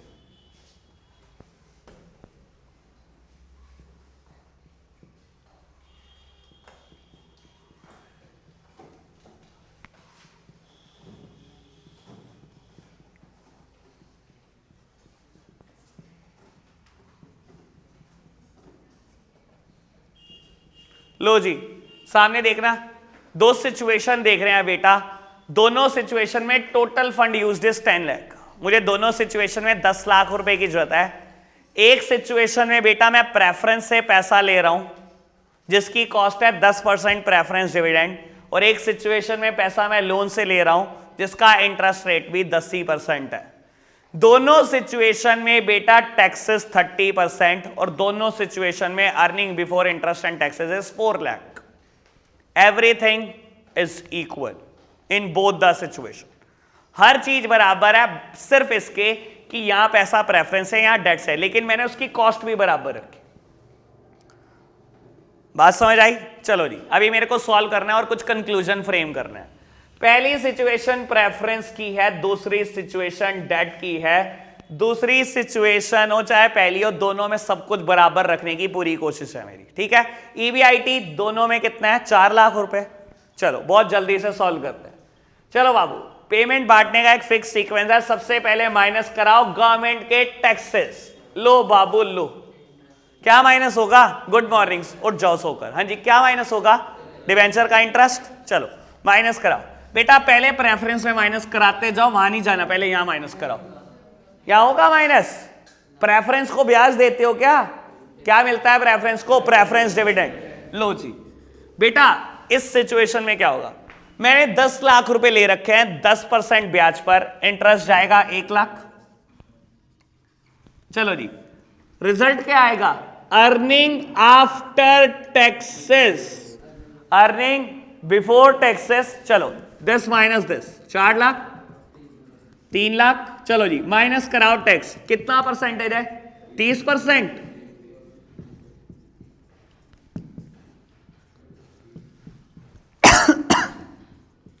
अर्निंग आफ्टर टैक्सेस माइनस कराओ प्रेफरेंस डिविडेंड। बेटा 10 लाख रुपए ले रखे हैं 10% डिविडेंड पर, ठीक है जी। चलो जी, माइनस कराओ, करा दिया माइनस। ये आया अर्निंग फॉर द इक्विटी। बस बेटा यहीं पर एनालिसिस शुरू हो गया, काम की बात। सब कुछ बराबर रखा, सब कुछ, आंसर बराबर नहीं है। कमाल की बात बेटा, कमाल है डिबेंचर के अंदर। अभी मैं थोड़ी देर पहले भी बोल रहा था, डिबेंचर से बढ़िया तो कोई चीज ही नहीं है। किसने कह दिया डिबेंचर से बढ़िया कोई चीज है? देख तो लो, कमाइयां हमेशा बढ़ाकर देता है। क्यों बढ़ रही है कमाइयां, समझने की कोशिश करना। देखो एक बात सुनो, 30,000 रुपए कमाई ज्यादा है डिबेंचर में, सारा का सारा फर्क यहां का है, क्योंकि 30,000 रुपए ही टैक्स कम है। सिंपल सी बात, 30,000 रुपए कमाई ज्यादा दिखाई दे रही है। वो क्यों दिखाई दे रही है? क्योंकि 30,000 रुपए टैक्स कम दे रहा है। अब कंक्लूजन क्या है? कंक्लूजन समझने की कोशिश करना बेटा। डेट के साथ जो खर्चा जुड़ा हुआ है उसका नाम है इंटरेस्ट, ठीक है। और इंटरेस्ट हमेशा टैक्स से पहले लेस होता है, सीक्वेंस है, टैक्स से पहले लेस होता है। देखो इंटरेस्ट करता क्या है बेटा, इंटरेस्ट हो गया पहले लेस, इसने मेरी कमाई कम कर दी। देख लो, कमाई यहां पर कम है, यहां ज्यादा है, इसने मेरी कमाई कम कर दी। क्योंकि कमाई कम है इसलिए टैक्स कम गए, यहां कमाई ज्यादा है इसलिए टैक्स भी ज्यादा गया, ठीक है। और हुआ क्या बेटा, जहां पर क्योंकि टैक्स कम गया इसीलिए मेरी ओवरऑल अर्निंग ज्यादा आ गई। बेटा डिबेंचर का इंटरेस्ट हमेशा टैक्स सेव करा कर देता है, हमेशा टैक्स कम पे कराता है आपसे, ठीक है।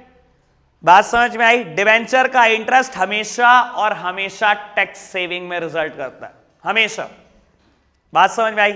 अब मेरी तरफ देखो चलो बेटा, अगला टॉपिक स्टार्ट होगा फैक्टर अफेक्टिंग कैपिटल स्ट्रक्चर या factor affecting choice of capital structure. मुझे हर हेडिंग में एक बात डिसाइड करनी है कि कब मैं पैसा डेट से लूं, कब मैं पैसा इक्विटी से लूं। हर हेडिंग में, जितनी भी हेडिंग है, क्योंकि आपको पता है ना कैपिटल स्ट्रक्चर है क्या, mix between debt and equity. तो मुझे हर हेडिंग में डिसाइड करना है कि पैसा डेट से कब लेना है, इक्विटी से कब लेना है। लेकिन एक बात सुनना, मैं हर हेडिंग में प्रेफरेंस दूंगा डेट को ही। हर हेडिंग में मेरी पहली प्रायोरिटी डेट है। सबसे पहले बात डेट के एंगल से लिखूंगा, फिर इक्विटी के एंगल से बताऊंगा। रीजन क्या है इसका बेटा, डेट के साथ जो फायदे जुड़े हैं वो इक्विटी के साथ नहीं है। मैं 3 फायदे अभी गिनवा देता हूं आपको। पहली बात, डेट की फ्लोटेशन कॉस्ट कम होती है, जो मैंने टेबल बनाई थी उसमें लिखी थी, डेट में कॉस्ट लो होती है, डेट की फ्लोटेशन कॉस्ट कम होती है, पहली बात। दूसरी बात बेटा, ट्रेडिंग ऑन इक्विटी का एडवांटेज देता है। अभी देखा आपने कैसे ईपीएस बढ़ रहा था, ट्रेडिंग ऑन इक्विटी का एडवांटेज देता है। तीसरी बात, टैक्स सेव करा कर देता है, ये अभी आपके सामने लिखा हुआ है। अभी मैंने 3 बात बताई, एक और है, वो थोड़ी देर में क्लियर होगी, लेकिन 3 बातें कंफर्म कर दो। Flotation cost come, trading on equity का एडवांटेज देता है, और टैक्स सेव करा कर देता है। मेरे साथ साथ बोल दो, डेट के 3 फायदे, फ्लोटेशन कॉस्ट कम है, ट्रेडिंग ऑन इक्विटी, बोलना नहीं क्या, कोई दिक्कत नहीं, ऐसी कोई जल्दी नहीं है बेटा, आराम से कर लेंगे, 5 मिनट रेस्ट कर लो, कोई जल्दी नहीं है, ब्रेक करो। ट्रेडिंग ऑन इक्विटी का एडवांटेज सिर्फ एक ही जगह मिलता है, where ROI is greater than interest. लेकिन अगर बेटा पेपर में क्वेश्चन आया 5 या 6 नंबर में, तो आप करोगे क्या? पहला एग्जांपल बताओगे, लिखोगे सिचुएशन क्या है, ROI is greater than interest, trading on equity, सिर्फ यहां काम करता है। एग्जाम्पल 2 स्टार्ट करने से पहले ये जरूर बताओगे एग्जामिनर को कि ट्रेडिंग ऑन इक्विटी हर जगह वर्क कर ही नहीं सकता, where ROI is less than interest, यहां ट्रेडिंग ऑन इक्विटी फेल हो जाता है। फिर एग्जाम्पल 2 बताओगे, तब मिलेंगे 5 या 6 नंबर। 3 या 4 नंबर में आया तो कंप्रेस करना अपने आंसर को एक एग्जाम्पल तक, 5 या 6 आया तो दोनों एग्जाम्पल चाहिए ही चाहिए। इतनी बात क्लियर? अभी बेटा मेरा टॉपिक खत्म नहीं हुआ, अभी घबराओ मत, मेरे को एक और एग्जाम्पल कराना है ऐसा ही, थोड़ा चेंज फॉर्म में। अभी सब सामने ही रहेंगे मेरी तरफ, बहुत जल्दी से। चैप्टर पूरा नहीं होता तो ना आए बेटा, कोई नहीं, एक लेक्चर फालतू से, ठीक है, लेकिन हम आराम से पढ़ते हैं।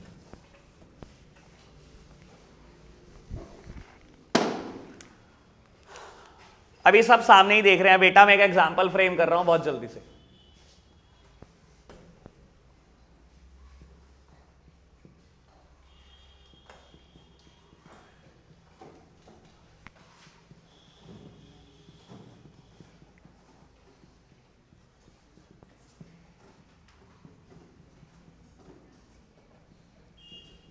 लो जी, सामने देखना, 2 सिचुएशन देख रहे हैं बेटा, दोनों सिचुएशन में total fund used is 10 lakh. मुझे दोनों सिचुएशन में 10 लाख रुपए की जरूरत है।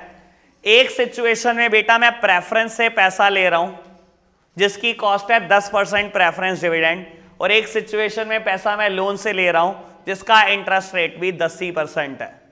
दोनों सिचुएशन में बेटा टैक्सेस 30%, और दोनों सिचुएशन में earning before interest and taxes is 4 lakh. Everything is equal in both the situation, हर चीज बराबर है, सिर्फ इसके कि यहां पैसा प्रेफरेंस है, यहां डेट्स है, लेकिन मैंने उसकी कॉस्ट भी बराबर रखी। बात समझ आई? चलो जी, अभी मेरे को सॉल्व करना है और कुछ कंक्लूजन फ्रेम करना है। पहली सिचुएशन प्रेफरेंस की है, दूसरी सिचुएशन डेट की है। दूसरी सिचुएशन हो चाहे पहली हो, दोनों में सब कुछ बराबर रखने की पूरी कोशिश है मेरी, ठीक है। ईबीआईटी दोनों में कितना है? 4 लाख रुपए। चलो बहुत जल्दी से सॉल्व करते हैं। चलो बाबू, पेमेंट बांटने का एक फिक्स सीक्वेंस है। सबसे पहले माइनस कराओ गवर्नमेंट के टैक्सेस। लो बाबू लो, क्या माइनस होगा? गुड मॉर्निंग, उठ जाओ सोकर। हाँ जी, क्या माइनस होगा? डिवेंचर का इंटरेस्ट। चलो माइनस कराओ बेटा, पहले प्रेफरेंस में माइनस कराते जाओ, वहां नहीं जाना, पहले यहां माइनस कराओ। क्या होगा माइनस? प्रेफरेंस को ब्याज देते हो क्या? क्या मिलता है प्रेफरेंस को? Preference dividend. लो जी बेटा, इस सिचुएशन में क्या होगा? मैंने 10 लाख रुपए ले रखे हैं, 10% ब्याज पर, इंटरेस्ट जाएगा 1 लाख। चलो जी, रिजल्ट क्या आएगा? Earning after taxes, earning before taxes. चलो this minus this, 4 lakh, 3 lakh. चलो जी, माइनस कराओ टैक्स। कितना परसेंटेज है? 30%।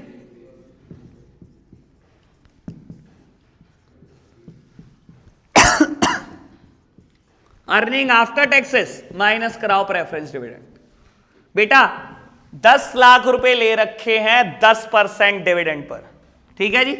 चलो जी, माइनस कराओ, करा दिया माइनस, ये आया अर्निंग फॉर द इक्विटी। बस बेटा यहीं पर एनालिसिस शुरू हो गया, काम की बात। सब कुछ बराबर रखा, सब कुछ, आंसर बराबर नहीं है। कमाल की बात बेटा, कमाल है डिवेंचर के अंदर। अभी मैं थोड़ी देर पहले भी बोल रहा था, डिवेंचर से बढ़िया तो कोई चीज ही नहीं है। किसने कह दिया डिवेंचर से बढ़िया कोई चीज है? देख तो लो, कमाइयां हमेशा बढ़ाकर देता है। क्यों बढ़ रही है कमाइयां, समझने की कोशिश करना। देखो एक बात सुन, 30,000 रुपए कमाई ज्यादा है डिवेंचर में, सारा का सारा फर्क यहां का है, क्योंकि 30,000 रुपए ही टैक्स कम है। सिंपल सी बात। 30,000 रुपए कमाई ज्यादा दिखाई दे रही है। वो क्यों दिखाई दे रही है? क्योंकि 30,000 रुपए टैक्स कम दे रहा है। अब कंक्लूजन क्या है? कंक्लूजन समझने की कोशिश करना। बेटा डेट के साथ जो खर्चा जुड़ा हुआ है उसका नाम है इंटरेस्ट, ठीक है? और इंटरेस्ट हमेशा टैक्स से पहले लेस होता है, सीक्वेंस है, टैक्स से पहले लेस होता है। देखो इंटरेस्ट करता क्या है बेटा, इंटरेस्ट हो गया पहले लेस, इसने मेरी कमाई कम कर दी। देख लो कमाई यहां पर कम है, यहां ज्यादा है, इसने मेरी कमाई कम कर दी। क्योंकि कमाई कम है इसलिए टैक्स कम गए, यहां कमाई ज्यादा है इसलिए टैक्स भी ज्यादा गया, ठीक है? और हुआ क्या बेटा, जहां पर क्योंकि टैक्स कम गया इसीलिए मेरी ओवरऑल अर्निंग ज्यादा आ गई।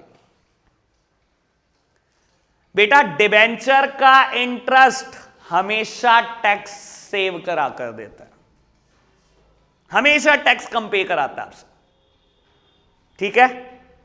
बात समझ में आई? डिबेंचर का इंटरेस्ट हमेशा और हमेशा टैक्स सेविंग में रिजल्ट करता है, हमेशा। बात समझ में आई? अब मेरी तरफ देखो चलो बेटा, अगला टॉपिक स्टार्ट होगा फैक्टर अफेक्टिंग कैपिटल स्ट्रक्चर या factor affecting choice of capital structure. मुझे हर हेडिंग में एक बात डिसाइड करनी है कि कब मैं पैसा डेट से लूं, कब मैं पैसा इक्विटी से लूं। हर हेडिंग में, जितनी भी हेडिंग है, क्योंकि आपको पता है ना कैपिटल स्ट्रक्चर है क्या, mix between debt and equity.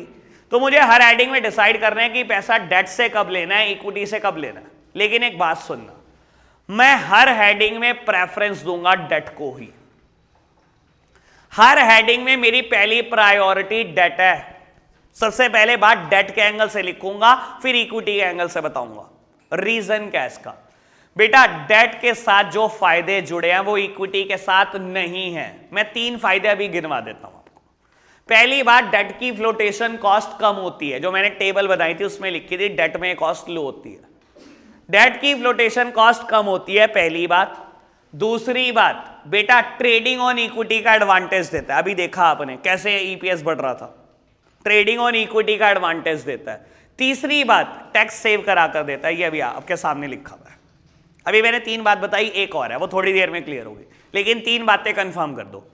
Flotation cost come, trading on equity का एडवांटेज देता है और टैक्स सेव करा कर देता है। मेरे साथ साथ बोल दो, डेट के 3 फायदे, फ्लोटेशन कॉस्ट कम है, ट्रेडिंग ऑन इक्विटी, बोलना नहीं क्या, कोई दिक्कत नहीं, ऐसी कोई जल्दी नहीं है बेटा, आराम से कर लेंगे, 5 मिनट रेस्ट कर लो, कोई जल्दी नहीं है, ब्रेक करो।